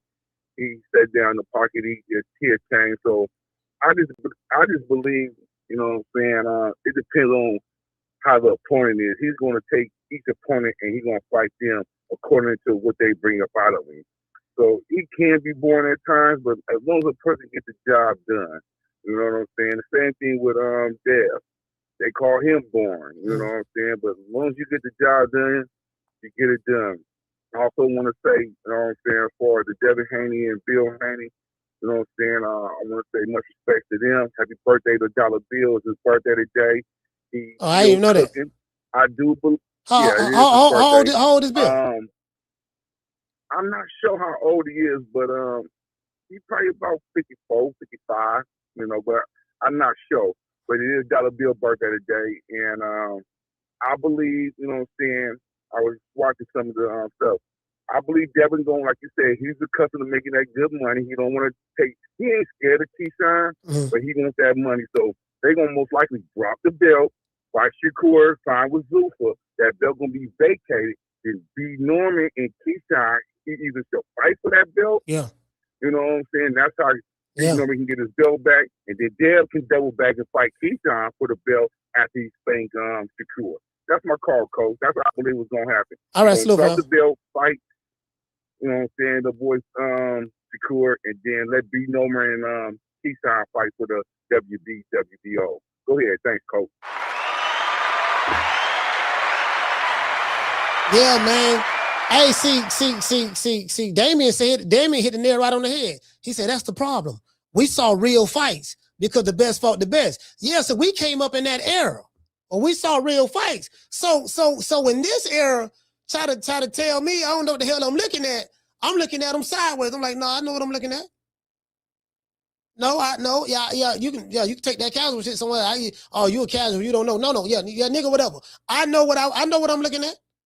I know when a nigga running. I know when a nigga jumping back 25 feet. I don't have to be a boxing expert to know when the motherfucker jumping. You ain't got to be an expert for that. You know what the hell you looking at. No, so, I mean, again, like I say, so who's right? It's Shakur right. It's do the fans, y'all got to understand his style of entertainment. Y'all think it's boring because, he ain't getting hit. You know what I mean? They can't hit him. He too fast. He too quick. Could it be that Shakur is just that good? He's just that great of a fighter that he's something that we've never seen before. He's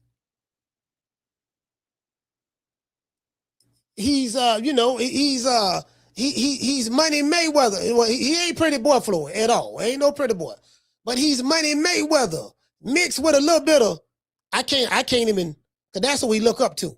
That's what we look up to. So I'm not gonna compare him to no greats. I ain't comparing him to no greats because you know what I mean. But is he the modern day Money Mayweather? Is he Money May? Can't compare him to Pernell. He definitely ain't Pernell. He ain't no Roy in him. He ain't no Crawford. Let's see. Is he Money May? Money, you get what I'm saying? Is he I don't know. I mean, is he Money May mixed with a little bit of Caleb Plant? Is he Money May mixed with Caleb Plant? I'm kind of seeing that going on a little bit. A little bit of Money Mayweather when I see Shakur Stevenson style. Is it Money May? Cause I don't see Crawford. I don't see no Crawford in him. I don't see no Andre Ward in him. So I can't say those two. I see a little bit of Money May and mixed with a little bit of Caleb Plant. What y'all say about that? True. Hey, shout out to Dr. Boston. Dr. Boston, what's going on, fam? You say the CIA will make you confess by making you watch Shakur fight. Oh, okay. I'm starting to see a little bit of that. What y'all see? What you say, fam? He say he's bored because he doesn't take any risks, chances to finish his opponent.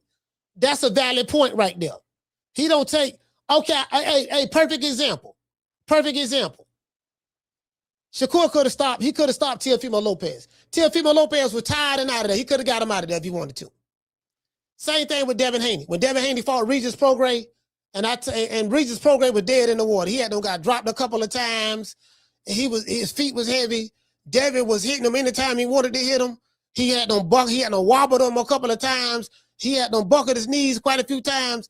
And instead of Devin putting the old dog out of his misery, Devin went 12 rounds and pitched the shutout, won every round.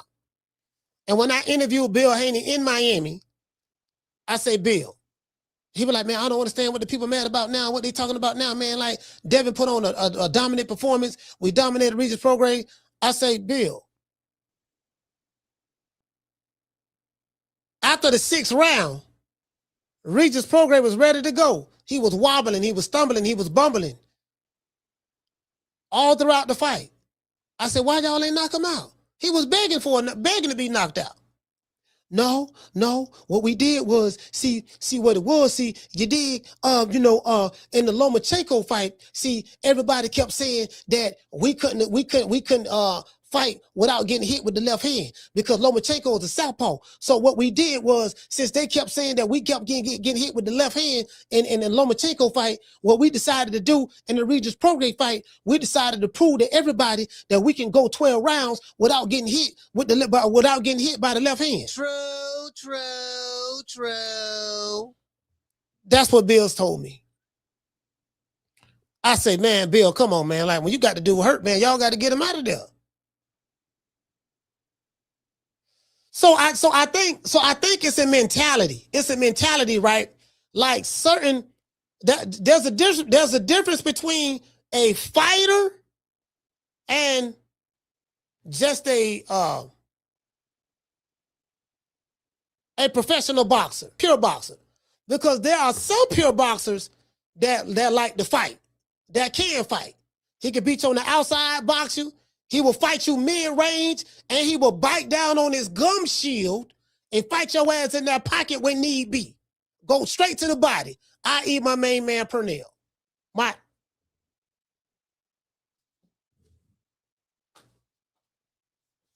One of my favorite fighters of all time.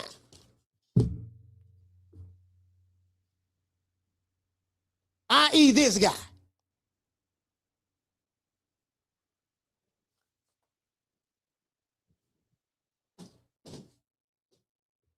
I.e. that guy. That motherfucker gonna fight. Did he have a lot of knockouts? No. But guess what he gonna do? He gonna fight your ass.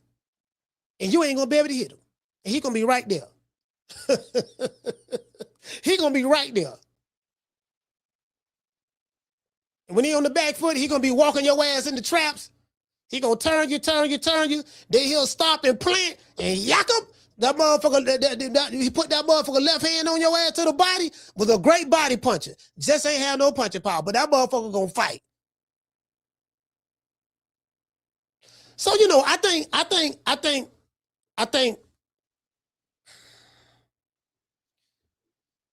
people like the style that they like to watch. Do you get what I'm saying? And so it's a certain style that people like to watch for engagement and entertainment purposes. I think the reason why a lot of people like Deontay Wilder, because Wilder coming there, bomb squad. Yeah, he was knocking bombs out and stuff, but Wilder was entertaining from that standpoint. Bomb squad. And then America, we starving for a heavyweight right now. We don't have any heavyweights right now in America. What heavyweight we got that's gonna carry the mantle right now? None. We don't have not one heavyweight. Motherfucker talking about Andy Ruiz. Man, Andy Ruiz ain't no goddamn body. That ain't nothing. That's old news. Got all these old niggas like, you know, his claim to fame he beat. Yeah, that's old news there. That ain't nothing American boxing fans can get behind Andy Ruiz. Wilder washed up. That's a done daughter right there. Wilder gone. Michael Coffey, he's somewhere making donuts and drinking coffee. Johnny Rice doing security in Vegas somewhere. He fighting bar fights right now. 4 rounders or whatever. He just knocked some dude out, some little short fat dude. Well, he wasn't short. He was probably like 5'9". He probably like 5'10", something like that. Johnny Rice like 6'5". Big dude. He just put hands and foot on some dude, some little chubby dude work at Chuck E. Cheese, knocked him out, but that ain't nothing to move the needle. We ain't got nothing over here, fam. True. Hey, Dulo, we ain't got nothing over here, bro. Nothing. He says it's easy for 2 men to go in there and beat the crap out of each other. That's easy. What Cure does is almost impossible. Fans just don't get it. Yeah, I think you don't get it. Because y'all always go to the extreme. It's nothing about going in there beating the crap out of each other. I think you totally, I don't know if you just started watching boxing or what, but it's not an either or. It's not to make it an entertaining fight. 2 dudes got to stand there and beat the crap out of each other. You totally missed the boat. Watch the Salvador Sanchez. Watch Andre Ward. Watch Andre Ward. Watch Mike McCallum.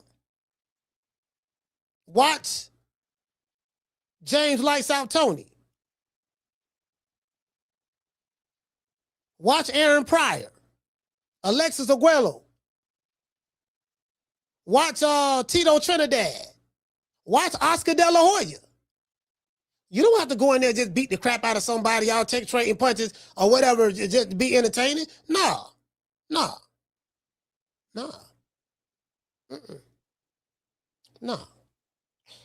What you say, fam? He said watch Mutathala and Cruz. Yeah, Mutathala and Cruz. Good fight. Some would say that's what Boots and Xander Zayas was. 2 dudes beating the shit out of each other. Because they were trading punches, hitting each other.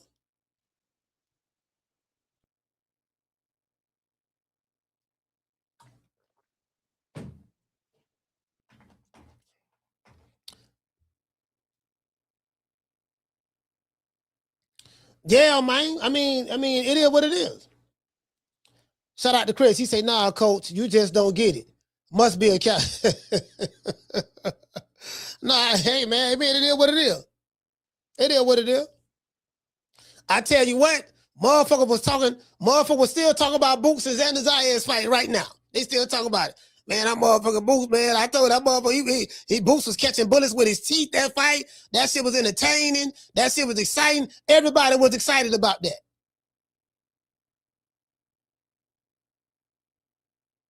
Everybody was excited about that. To the point to where I'm looking like, man, this motherfucker here, man, Boots might be the one we can hitch our wagon on, and he might be the one to bring back the excitement to American boxing. Because he's an entertaining fighter. Abdullah Mason, people looking at him.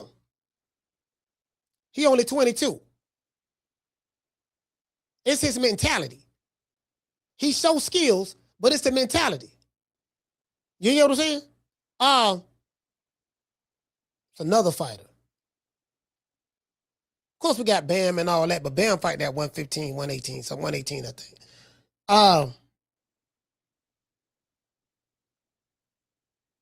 Keyshawn Davis. I got a lot of hopes. I got a lot of hopes for Keyshawn because I like Keyshawn Davis's style. I like his style of boxing. He a little, he's still a little green, but I like his style of boxing. Because that motherfucker coming to fight. He gonna box, but he gonna fight when he need be. He gonna have bite down and try to get your ass out of there. He ain't trying to go 12 rounds. He not trying to go 12. He trying to get a motherfucker out of there. You know what I'm saying?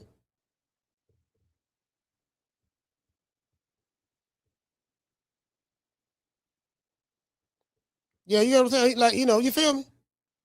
Hold on, what this is? Oh, this is my Oh, okay, cool. Talking about the strategy. What? Damn. Yeah, man, it's kind of like you will know, like the people will let you know. If the people get excited about something, like another guy like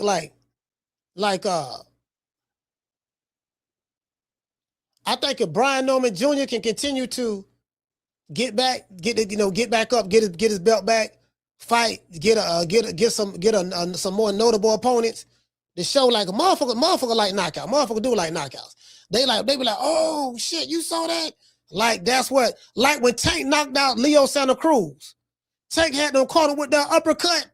That shit was a highlight reel. That shit, they were showing that shit everywhere. Oh, you saw it, you know what I mean? Like the excitement. Like, you get what I'm saying? People want that. People want that excitement, bro. When you go to a concert, you go to a concert to be entertained. When you go to the circus, you go to the circus to be entertained. When you go to a comedy club, you go to a comedy club to be entertained. If a comedian tells a bunch of jokes and nobody is laughing, the comedian can't go back and say, oh man, they just don't get it. These jokes is funny. Okay, well, they was laughing at the other motherfuckers who was up there. Why they ain't laughing at you? Did you get what I'm saying? Like, so that's all I'm saying. True. That's all I'm saying. You get what I'm saying? So, what you say, Daniel? Daniel say Boots and Xander's eyes was entertaining. Yeah, it was. That was an entertaining fight. That was a very entertaining fight. Yeah, that was a very entertaining fight. Yeah. Yeah, that was a very entertaining fight. You know what I mean? Like, I would like, again, bro, like, let me tell you something. The reason why I like Keyshawn is because he's a fighter. He's not afraid to mix it up if need be. And he will take risk to try to get a motherfucker out of there. No risk it, no biscuit. To bring some ass, you got to get some. In order to get some ass, you got to bring some ass. You get what I'm saying? So he's willing to bring it. Especially when you see, okay, I got this guy. I don't figure him out. I got him right where I want him at. Ain't really nothing he can do to hurt me. So I can press the gas on him a little bit because of my skill set, and I can get him out of there. But then you have the play it safe fighter. I'm gonna play it safe, you get what I'm saying? I'm gonna just play it safe, and I'm content with going 12. So people like I promise you.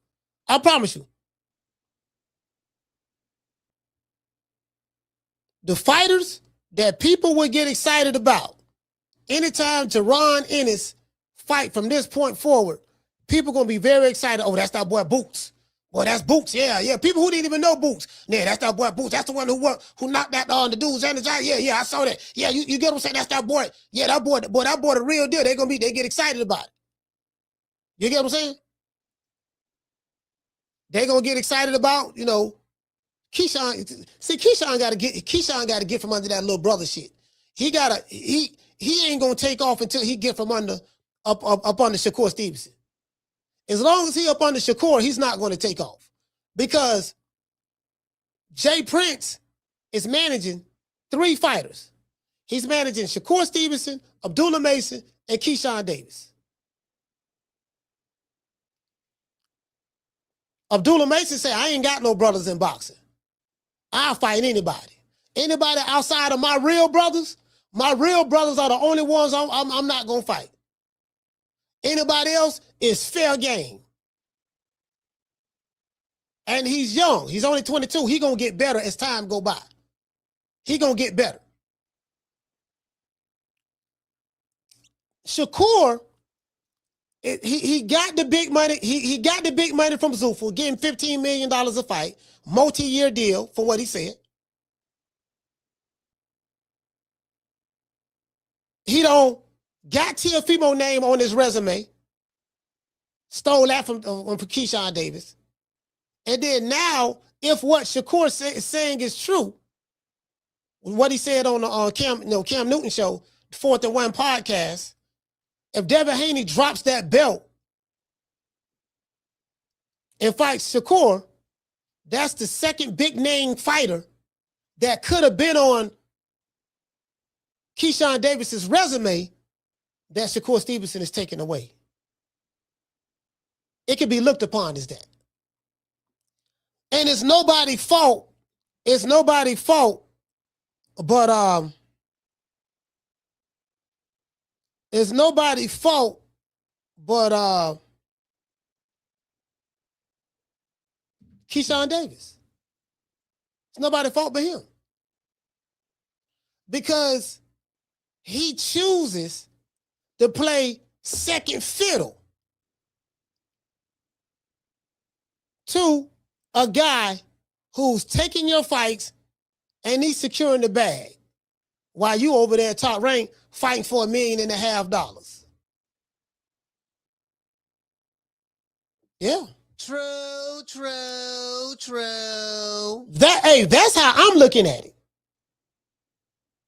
Hey, Keisha, that's how I'm looking at it. I'm looking at it like, you know what, fam? Hey, Jamie, that's how I'm looking at it. I'm like, man, you know what, dog? I don't know, man. You see what I'm saying? Like, that's how I'm looking at the shit. You know, I ain't looking at it like them brothers, this and that. We're brothers. We're happy and we're singing and we're colored. Yeah, you know what I mean?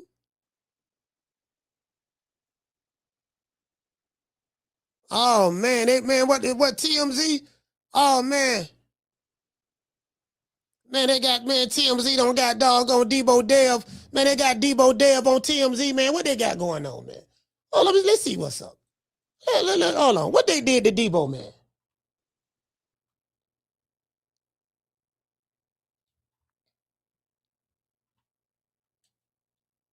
What they did to Debo, man?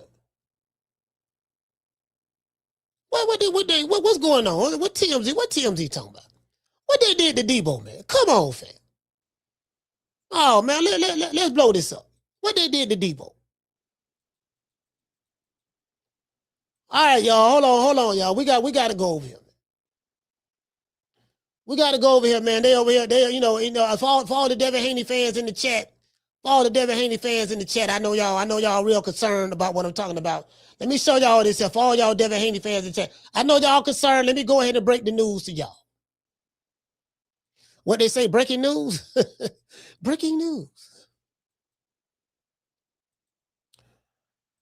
Debo Devin Haney and his baby mama, Lena Saeed, hammered out a custody agreement, and in the process, the boxer revealed his massive monthly income. According to new legal docs obtained by TMZ. Now, this ain't Coach. Hold on now. I don't want nobody coming over here telling me, oh, Coach, you talking about gossip. Oh, Coach, this ain't got nothing to do with boxing. Why you talking about this? Why you talking about that? Go tell TMZ that. TMZ put it out. Don't get mad at me. Get mad at TMZ. TMZ is the one that found the public records and posting this out on social media, not me. Don't shoot the messenger. You dig? Go tell TMZ that. True. Go tell them good white folks over there at TMZ. The good white folks. It says, according to new legal documents, Devin Haney agreed to pay Lena $20,000 a month in child support. A figure they say was based on Devin Haney's monthly earnings of $435,699 per month. Okay. It said the execs, it said the exes also agreed to joint legal and physical custody of their 1-year-old daughter, Chrome. Though Devin must have a professional, though Devin must have a professional nanny or his mother around when he's watching the kid, at least until she's 3. So you got to have a nanny and all that stuff there, right? It says Devin agreed to withdraw his lawsuit against Lena with prejudice, including his pending extortion claim, while Lena would do the same with her pending request for a domestic violence restraining order. The two also signed off on a non-disparagement clause, meaning they won't say nothing bad about each other. So no publicly talking trash about each other, right? It said, plus, she's required to post on social media that the news reports that allege that I said I was physically harmed by Devin were not accurate. So she got to go online to say that. I'm delighted that Devin and I are both focused on co-parenting our daughter. This is what Lena says. As we reported, Lena filed a DVRO request last year claiming that he pushed her to the ground in 2024 when she was pregnant. Now she is recanting those statements. Devin filed back by filing a claim of extortion against Lena, alleging she is repeatedly published false and defamatory statements about him. Her lawyer, Mark Vincent Kaplan, told us everything his client said about Devin was the truth. In this course of legal action and sniping, Lena petitioned the judge to let her post Chrome on social media, a move Devin slammed because of her presence on OnlyFans. The newly signed custody order prevents either parent from posting photos of Chrome without the other's permission. Okay. All right, so that's for all of those who, all the Debo there, I'm glad that everything has worked out fine over there. Glad everything has worked out. He said it's pocket watching Tuesdays, Coach. Yeah, they right about that. It's pocket watching Tuesdays. True. You're right about that, Phil. True. It's pocket watching Tuesdays. Those are the facts. I forgot all about that. Good looking out, fam. Because I know how these dudes is. You know what I'm saying? Got to say Debo. So Debo, according to TMZ now, according to the record, it ain't me. This is public record. Say Debo making $469,000 a month. That's a lot of cheese right there. Let's see. That's a lot of cheese. That's a lot of cheese right there. Debo, I ain't pocket watching now, but the day is pocket watching Tuesdays. I'm not pocket watching, but I'm pocket watching. I'm not pocket watching, but I'm pocket watching. You see what I'm saying?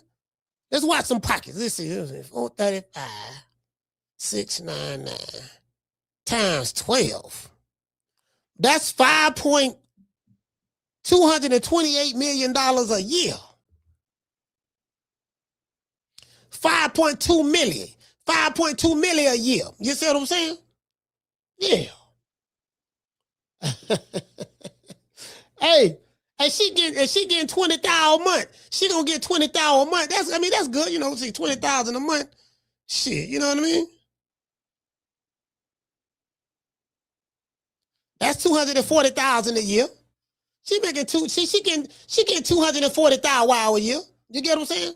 Like 240. I'm pretty sure the entire 240 ain't gonna be spent on the child. I don't think the child is getting 240. I don't know how much of that money the child is getting, but 240 a year, 240 a year. That ain't, you feel me? Hey, shout out to Schoolo. What'd he say? He's still not richer than Floyd, Coach, $300 million a month. See, Floyd making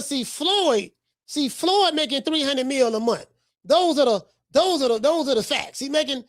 Floyd making $300 million a month. How in 36 months, of course, with one of my new investments, I would be making $300 million a month.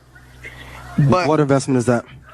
Just in real estate. I agree. Got you. And I'm heavy in real estate. I'm real heavy in real estate.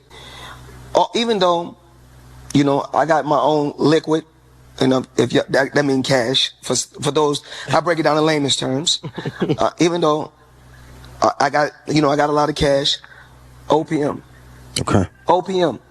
You don't always have to use your money. That's why it's very important for y'all to make sure y'all keep y'all credit right. Talk to us about very important. Very, very important. It's very important. You get what I'm saying? You know, 300 million a month, 300 million, little like 300 million.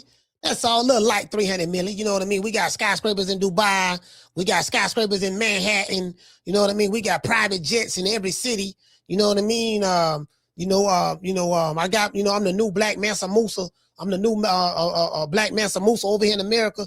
I got more money. I'm the richest black entertainer in the history of entertainment. I got more money than LeBron and Jordan combined together. Everybody know that.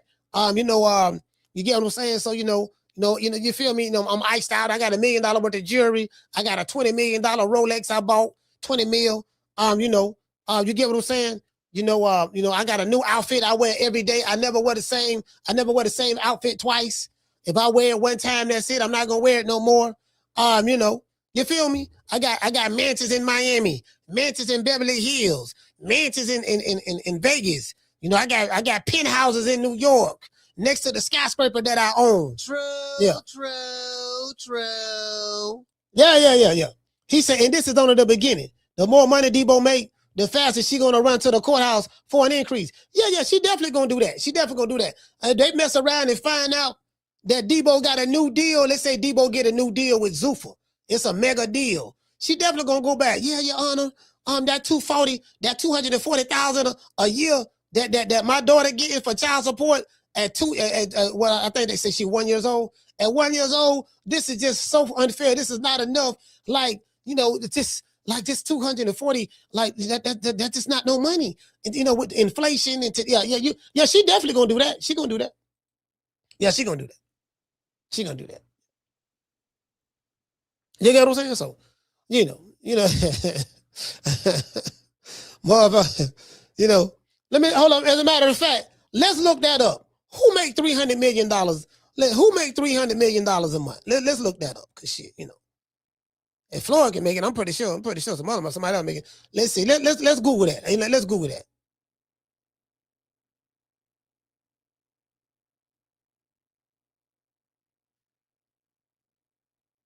$300 million per month.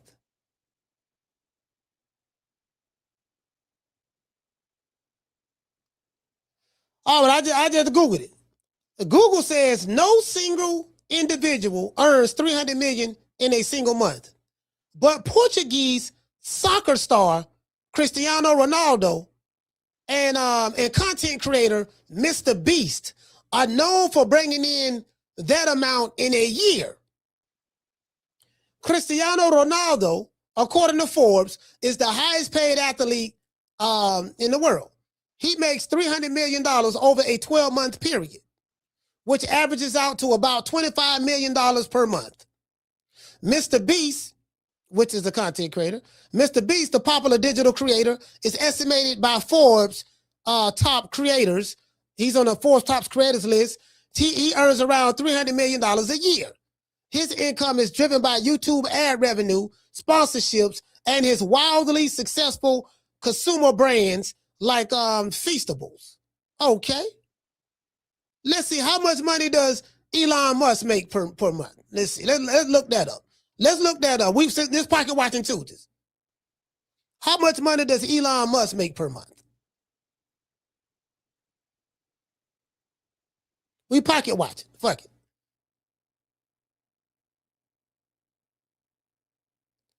Does Elon Musk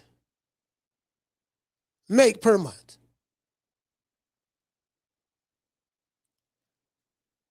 It says right here, for example, analysis and publications for the calculating this wealth growth is annualized basis have estimated gains to be roughly 200 million to 600 million per month with his corporation and stock. Okay, so Elon Musk. It says Elon Musk does not receive a traditional monthly salary or a fixed income, monthly income.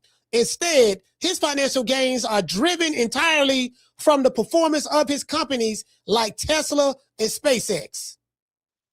And his actual income fluctuates based on stock awards, equity growth, and daily valuation of his net worth. Because of this structure, his wealth fluctuates significantly. Depending on the market changes and vesting schedules, his net worth has been estimated to increase by billions in a single month. However, calculating a specific monthly income is impossible since his earnings are tied up in illiquid assets. For example, analysis and publications that calculate his wealth growth on an annualized basis have estimated his gains to be roughly 200 million to 600 million per month when his corporate stocks are performing well. Nigga Floyd up there with Elon Musk. True. Man, Floyd up there with Elon Musk, man. Shout out to Mr. T. For dropping that quarter of a damn dub on your boy. Hey, Leroy. Super chat received. Playtime's over, boy. Let's look and see Jeff Bezos. Floyd up there with Elon Musk, man. Let's see what Jeff Bezos doing.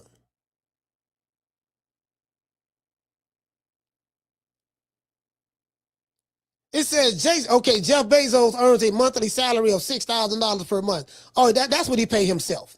He pay himself that. Of course, he making more than that.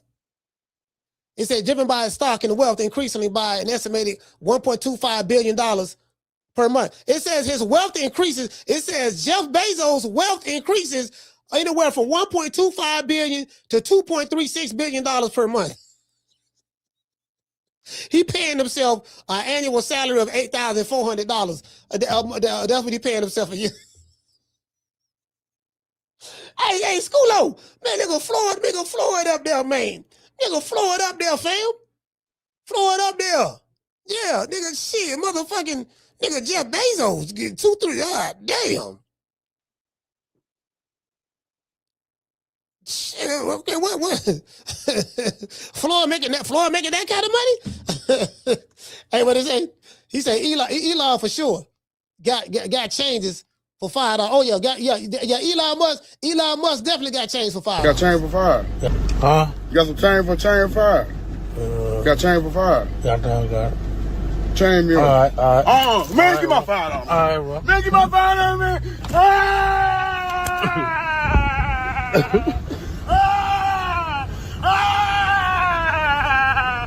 Give my $5. Give my $5.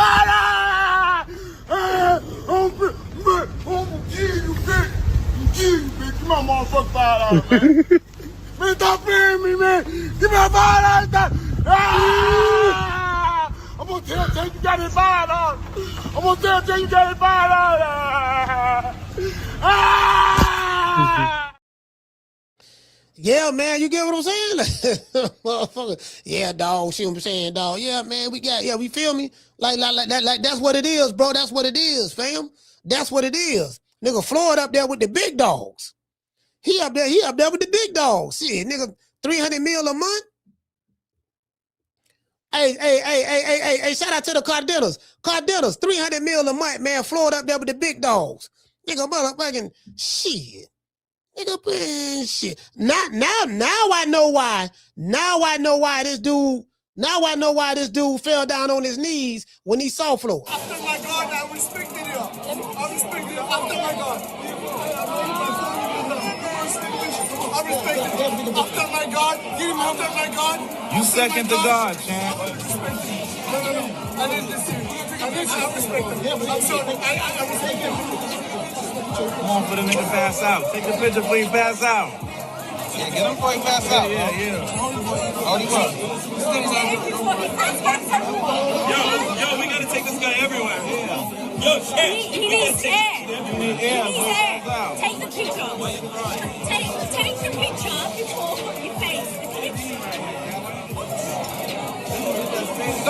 That's my hero, right? That's my hero. One man. It takes a lot to do. It takes a lot to do. All right, why are you pushing? man. Don't worry about it. Come on, I got you, all right? Hey, I'm sitting there looking at Warren Buffett. Guess that goddamn Warren Buffett. See, when you got the kind of money that they have, they don't talk about how much money they have. Like they don't talk about this how much I made. It say Warren Buffett does not earn a standard monthly paycheck. Like Floyd, somebody writing him a check. It say, goddamn it, it say, but Warren Buffett, but his wealth increases by an estimated $1.1 billion per month. Based on the growth of his investments. I make smart investments. I believe in working smarter, not harder. I make smart investments.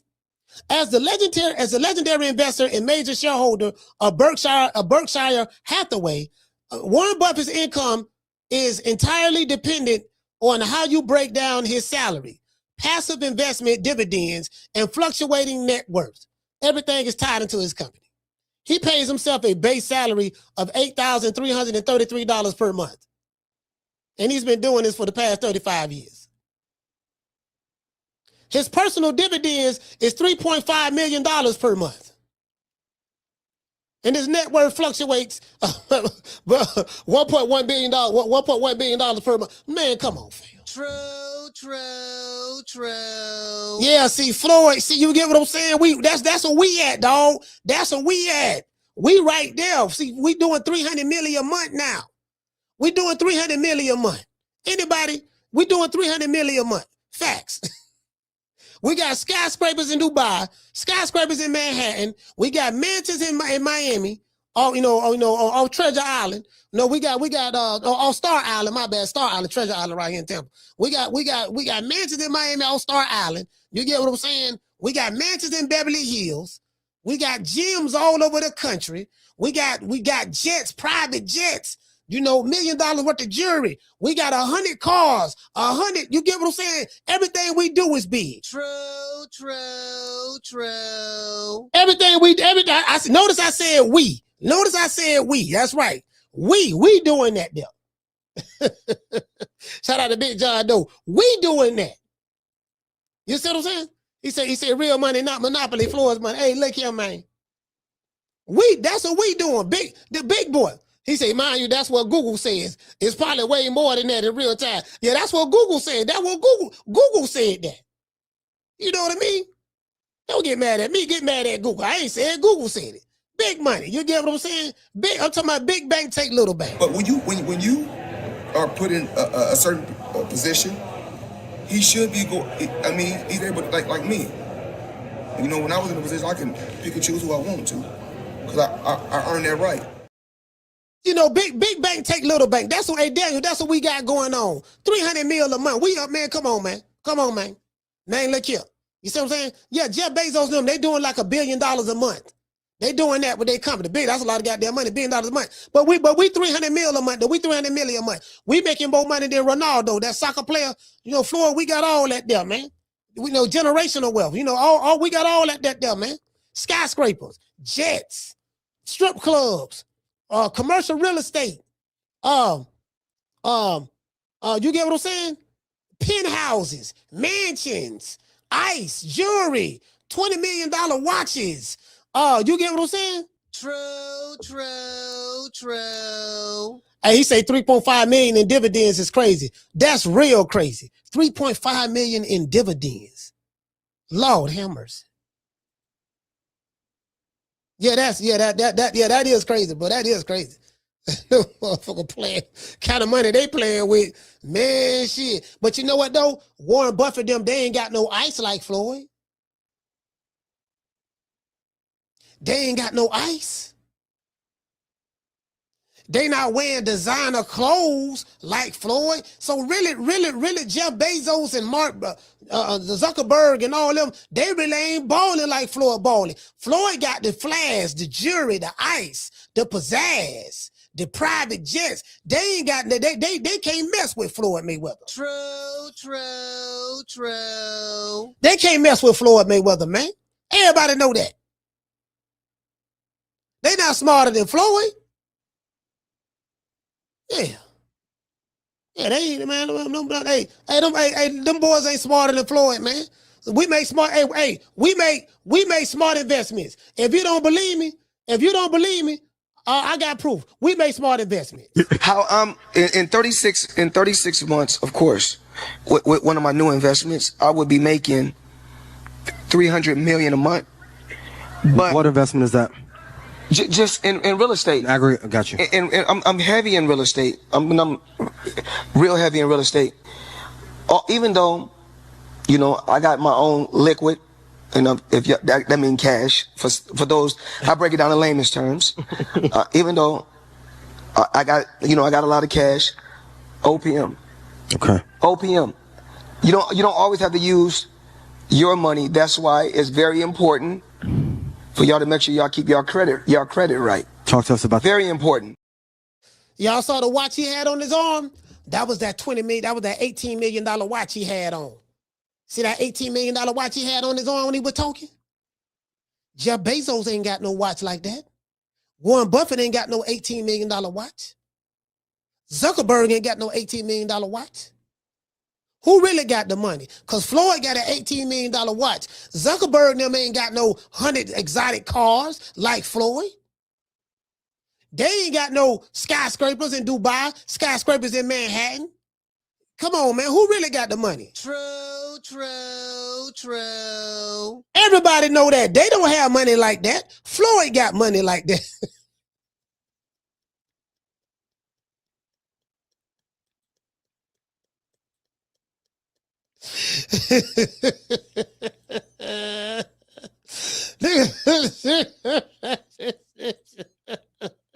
Yeah, I gotta give one up. I gotta throw a layup up. I gotta throw a layup for the I gotta throw a layup up for the flow modes. There might be a couple flow modes out there. I gotta throw something to make them feel good. Yeah, man, back to what I was saying though. Yeah, man. So come on, man. Yeah, that's for real though. For real though. You get what I'm saying? See, they ain't just shit. Zuckerberg, Warren Buffett, them, they ain't fucking with Floyd, man. Not when it come to money. Shit, not when it come to money. Shit, nigga, shit. Y'all better ask somebody about that there, man. Why you think Booger Ray Leonard was so in love? Make it last. Make it last forever. Don't let I love me.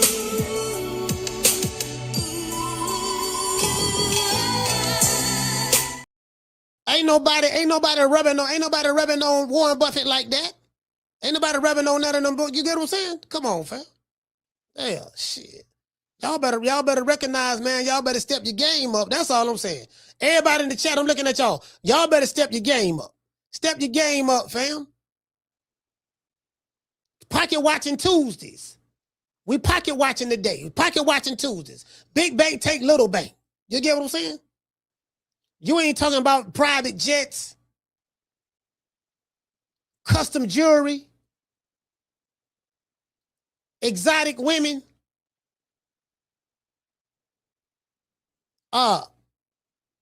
designer clothes, lavish lifestyle living. If you ain't talking about that, fam, what you talking about? To this day. If you ain't popping your collar, you see what I'm saying? I'm popping my collar. If you ain't doing that there, man, what you doing?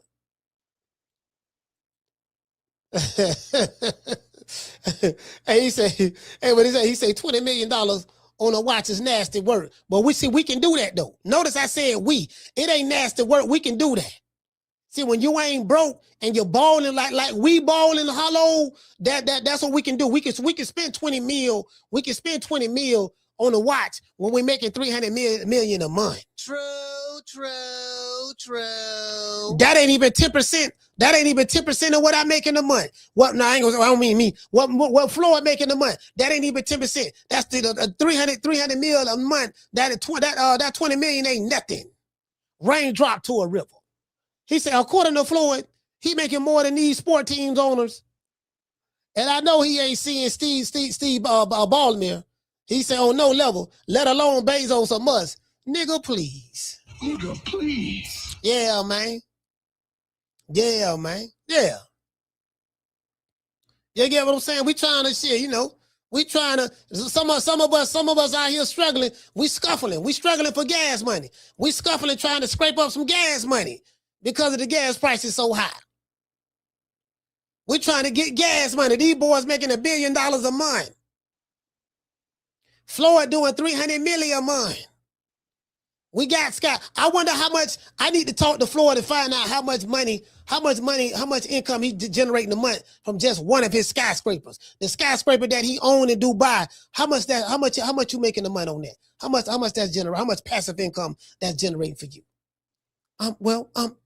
Like I said before, you do know I have another skyscraper in Beverly, not Beverly Hills, sorry about that. I mean, in Harlem. You know Harlem? In Manhattan. Oh, you do? Okay, yeah, I got another one. I'm part owner of the Empire State Building as well. You know, the one that King Kong fell off of. Yeah, the one, King Kong got shot back in the day. Yeah, he got shot. Yeah, the Empire State Building. Yeah, I'm part owner of that. Part owner. Okay, like I said before, so I'm part owner of the Empire State Building, and like I said before, I'm part owner of the skyscraper that's in Manhattan, and I'm also part owner of the skyscraper that's in Dubai. Like I said before, and I believe I'm working smarter, not harder. I'm heavy in the real estate, heavy. With my new investment, I'll be making roughly about, like I said before, I'm $300 million a month. I got rid of Leonard. I got rid of Leonard because Leonard wasn't bringing nothing to the table, and me, I'm making all of the money. You know what I mean? And all this shit there. True. Nigga around this bitch, man. Man, listen. You know what my homeboy told me. My homeboy told me this. He said some real shit. He said, you know who the biggest liars there are on social media? I say who? He say celebrities. I say celebrities. I said, why you say that? He said, look at it. They already known. They already have a level of popularity, but they got to keep this image up as though they got all this money.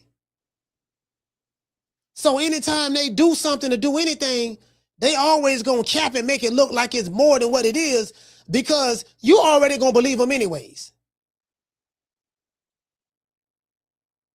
So celebrities, some of the celebrities be some of the biggest liars when it come to money. Nigga, come on, especially the black folks. You know how we is. You know what I mean, nigga? We make 100,000. Nigga I don't made 10 grand. Yeah, I hit a quick lick. I made 10 grand last week. But by the time I tell the story, yeah, dog, I made about 25 last week. You made about 25? You know nigga gonna put yeast on it. True. Hey, we're gonna put some yeast on it now. We're gonna put some yeast on it. Yeah, dog. You know what I mean? Yeah, dog. I had made about 35, 40 last week. 35, 40? Motherfucker made 10 grand last week. He don't made 10 grand last week. He telling everybody he made 30, 40. Caller, what's your name? Where you calling from? What's up, Coach? This is Jamar calling from Detroit. Jamar, talk to me. Man, I just got to tell you this. Shakur Stevenson full of shit, man. The guy is an artist. I'm not going to lie to you. But, man, that motherfucker boring. I'm a hardcore fan. I'm not going to lie to you.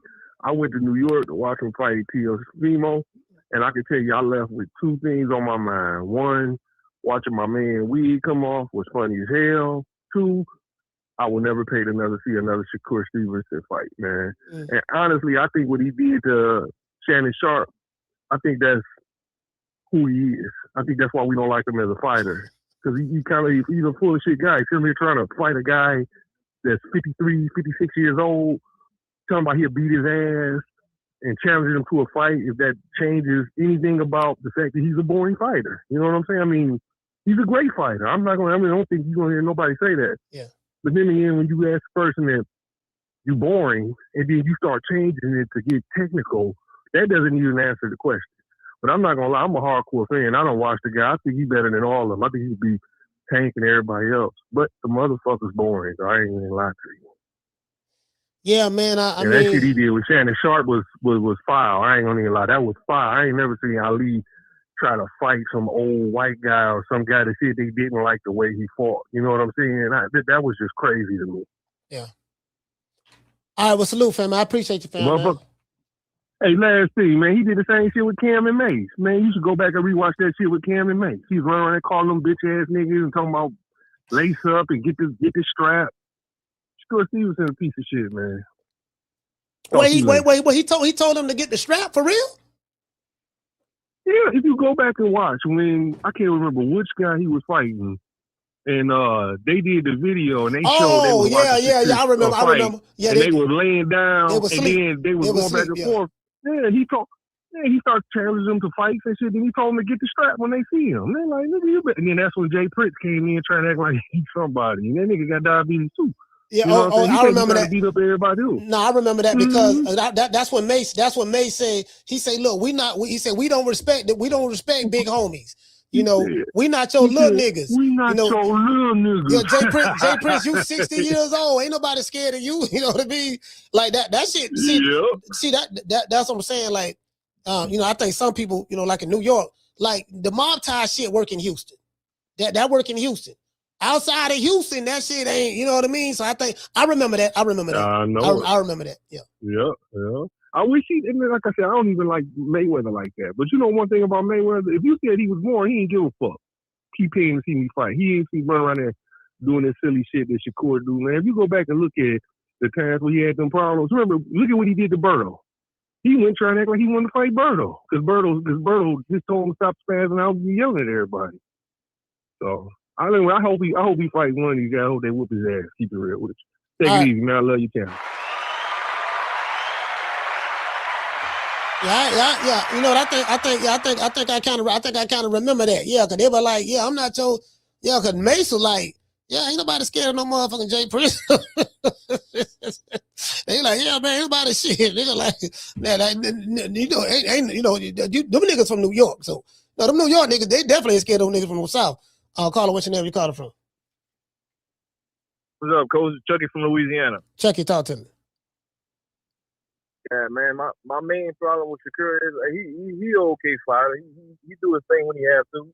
But my problem is I only see him in every fight he's been in, even the ones he dominated. It looked like, well, to me, it looked like he only had to go in first gear. I'm looking for competition, like for him to get in something, like to get in competition where he could, like, I want to see more gear. Because he claimed he got him. But I be feeling like he only picking and choosing opponents that he only could go to first gear with. Maybe he only got one gear. Maybe he's lying and bluffing everybody. That's what I feel. I truly feel that. Because the fighters that can, bring that test out of him, he makes brothers with him. Keyshawn, Richardson Hitchens. Like, he never going to have to test himself because he makes brothers with him, or they in a bigger weight class, or he don't even got to worry about it. So I think I really think he all bluff. All right, man. Salute, fam. Hey, man, thank you for calling the show. Chucky, Louisiana, stand up. Yeah, motherfucker. Yeah. That is another thing. He do be making a lot of brothers. That's the thing. He got, like, Shakur just got to stop making brothers, man. And just all these guys got to mix it up and fight. But the people know what they like. They like what they like. It's just that simple. You get what I'm saying? So, it's not as simple as, like, people know an exciting fight, and it's not in order to be exciting, you got to do rock'em sock'em. That ain't it neither. Because people who go to that extreme to say that, those are the guys who are the boring fighters. Those are the boring fighters. Because you don't never hear Boots say that. Boots don't say, oh, y'all want me to do rock'em sock'em just to prove to y'all that I'm an exciting fighter. He don't never use that term. The dudes who normally use that term are the pillow-fisted fighters. The fighters who can't get no knockout any goddamn way. So they try to deflect from their performance being boring. They try to deflect by saying, you don't know nothing about boxing. You a casual. You just want to see rock'em sock'em. They try to deflect that, hey, look, fam, you ain't like Shoo. Like, in Shoo Carrington's mind, he put on a masterful performance. Like, I put on a masterful performance, man. I don't know what the fans are talking about. Like, this is some of my best boxing. Like, man, you ain't never seen nobody swim and not get wet the way I did. Like, I was clicking on all cylinders. In his mind, he, mastered karate, kung fu, jujitsu that night. And in real life, motherfucker was going to sleep. You get what I'm saying? Let's give everybody a round of applause. Yeah. Yeah, motherfucker was going to sleep, dog, in real life. You trying to tell me, nah, dog, this entertainment. You just don't know nothing about boxing, dog. You just don't know nothing about boxing. This entertainment, my nigga. I entertained you. You entertain. You know what I mean? Learn how to understand my version of entertainment. Like, you get what I'm saying? Caller, what's your name? You called from? You the last call. Yeah, Mayo from the shot 2 times. Mayo, hey, Coach, what you talking about? Yeah, I hear what you're talking about is kind of like this thing that happens with different styles of fighters. Like, you got the 4 styles in boxing. You got the boxer, puncher, outside. You got inside fighters, and you got straight punchers, right? So each style be having like certain stigmas with it. Like outside fighters, they say they boring, they dancers. If you get a guy who's a puncher, they say he flat-footed or he a one-trick pony. Get a guy on the inside, they say he wing-a-ding. You know what I'm saying? And it's kind of like that. You know what I mean? Like that stuff been going around for years. I remember watching this old fight. It was like Ezra Charles versus Jersey Joe Walcott, and the announcer was describing Ezra Charles as like a dancer and stuff like that. You know what I mean? So like, yeah, them stigmas, them style stigmas been going around for like a long time. They still kind of carry on to this day, and it's used to discredit fighter skills. You know what I'm saying? Like punches, real good punches, they say, oh, you just a one-trick pony. Or you only got one punch, you know what I'm saying? Or if you got both hands, he knocks people with everybody else. He's saying, oh, he can't go 12 rounds, he ain't got no endurance. If a dude going 12 rounds, it's like, oh, well, he ain't got no power. You really can't win. You know what I'm saying? It's always a way to discredit, a certain style you don't like, you know what I mean? But yeah. I just heard you cooking on that. I just want to add a 2 cents in. I think you can make a whole show about that for real. That'd be interesting. All right, salute, fam. Shout out the mail from the shop. Salute.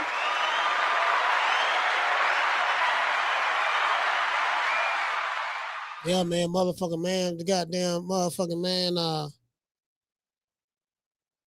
Hold on, I'm trying to look and see. Somebody had sent me a text. Yeah, man, doggone, man. You get what I'm saying? Like, the people like, they like me. I like boxer punchers. I like, I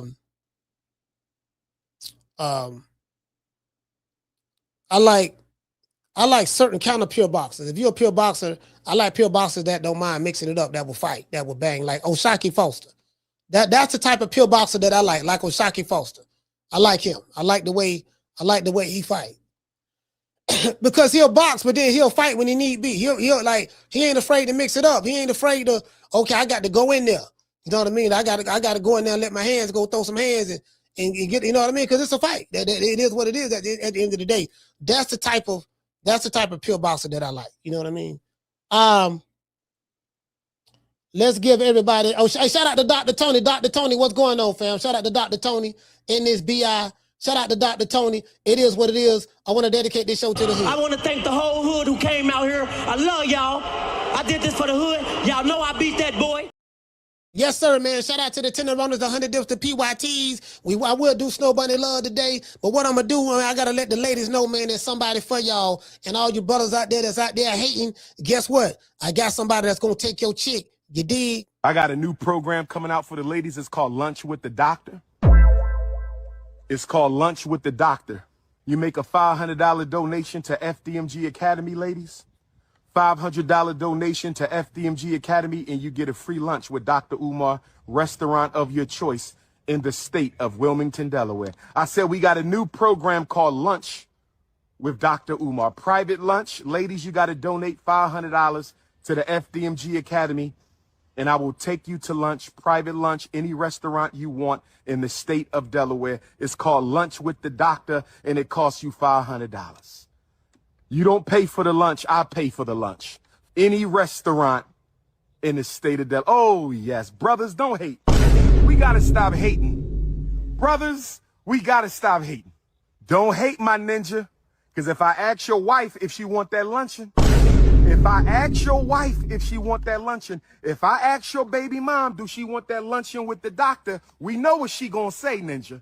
Don't test my intellectual gangster. If I roll up on your girlfriend, your live-in prisoner you call a girlfriend. If I roll up on your live-in prisoner, your romantic prisoner you call a girlfriend, who ain't there because she want to be, she there because she got to be. If I roll up on your romantic prisoner, my brother, if I roll up on your romantic prisoner you call a girlfriend, who living with you because she got to, not because she want to, do she want that lunch date with the doctor?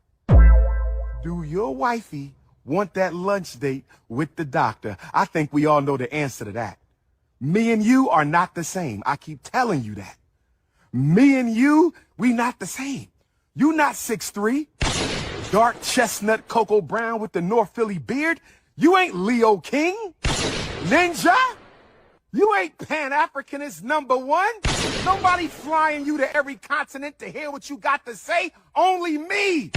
Don't make me take my t-shirt off and turn into King Kong right now. Don't make me beat my chest. Don't make me beat my chest. King Kong. Stop playing. Yo, shout for season, man. Shout for season, man. Yo, I'm not the big son. Hey, look here, man. Hey, check this out. Nigga talking about some King Kong. Don't make me beat my chest. Hey, it's somebody, you know, it might have been a woman out there paying them $500 too. $500 and make you holler. Ladies, all right, ladies, we accept the applications right now. The Prince of Pan-Africanism is accepting applications. You know, $500 to make you holler. You know what I mean? Hey, this nigga, hey man, y'all let me know. Hey man, say man, y'all let me know, man.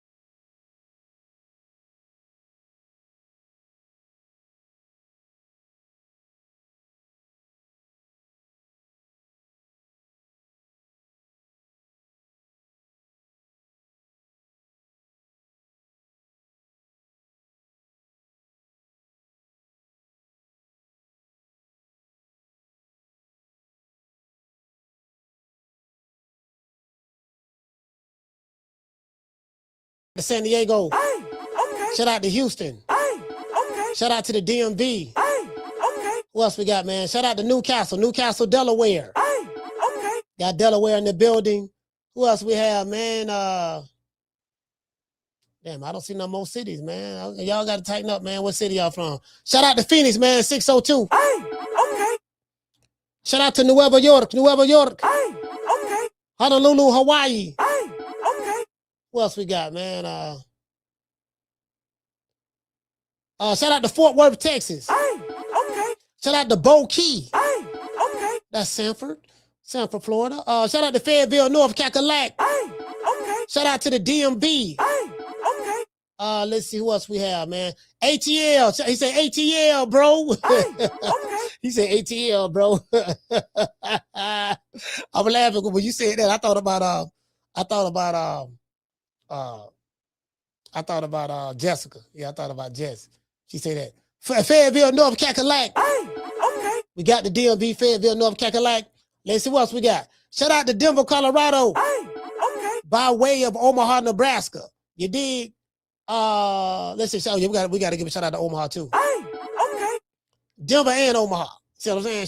She rep 2 sets. I rep 2 cities. Know what I mean? So she got goons in Denver and in Omaha. You know what I mean? They just a phone call away. I make one phone call, they pulling up. You get what I'm saying? Hey, what you say? Hey, hang on, say, yeah, she did say ATL, ho. That's what they say, ATL, ho. Hey, shout out to Chi-Town. Hey, okay. Albany, Georgia. Hey, okay. Shout out to Cali. Hey, okay. Shout out to Warren, Ohio. Hey, okay. Who else we got, man? Let's see. We got Fayetteville. Oh, yeah, shout out to Lafayette, Louisiana. Hey, okay. We got Lafayette. I had to miss Lafayette. Shout out to Detroit, Michigan. Hey, okay. Detroit in this B-I-B-I. Shout out to Detroit. Let's see. We got Detroit, Michigan. We got Warren, Ohio. And I think that's it, fam. I think that's it. I think everybody know rep where they from. All right. Shout out to everybody, man. Much love to the family. I catch you guys tomorrow on the next one. You know my motto. Don't meet me there, beat me there. Peace. Oh yeah, shout out to Richmond, VA. Hey, okay. We got Richmond, VA at the bottom, man. And I think that's it. Man, I'm out of here, bro. Let's go. Man, I'm out of here, bro. Let's go.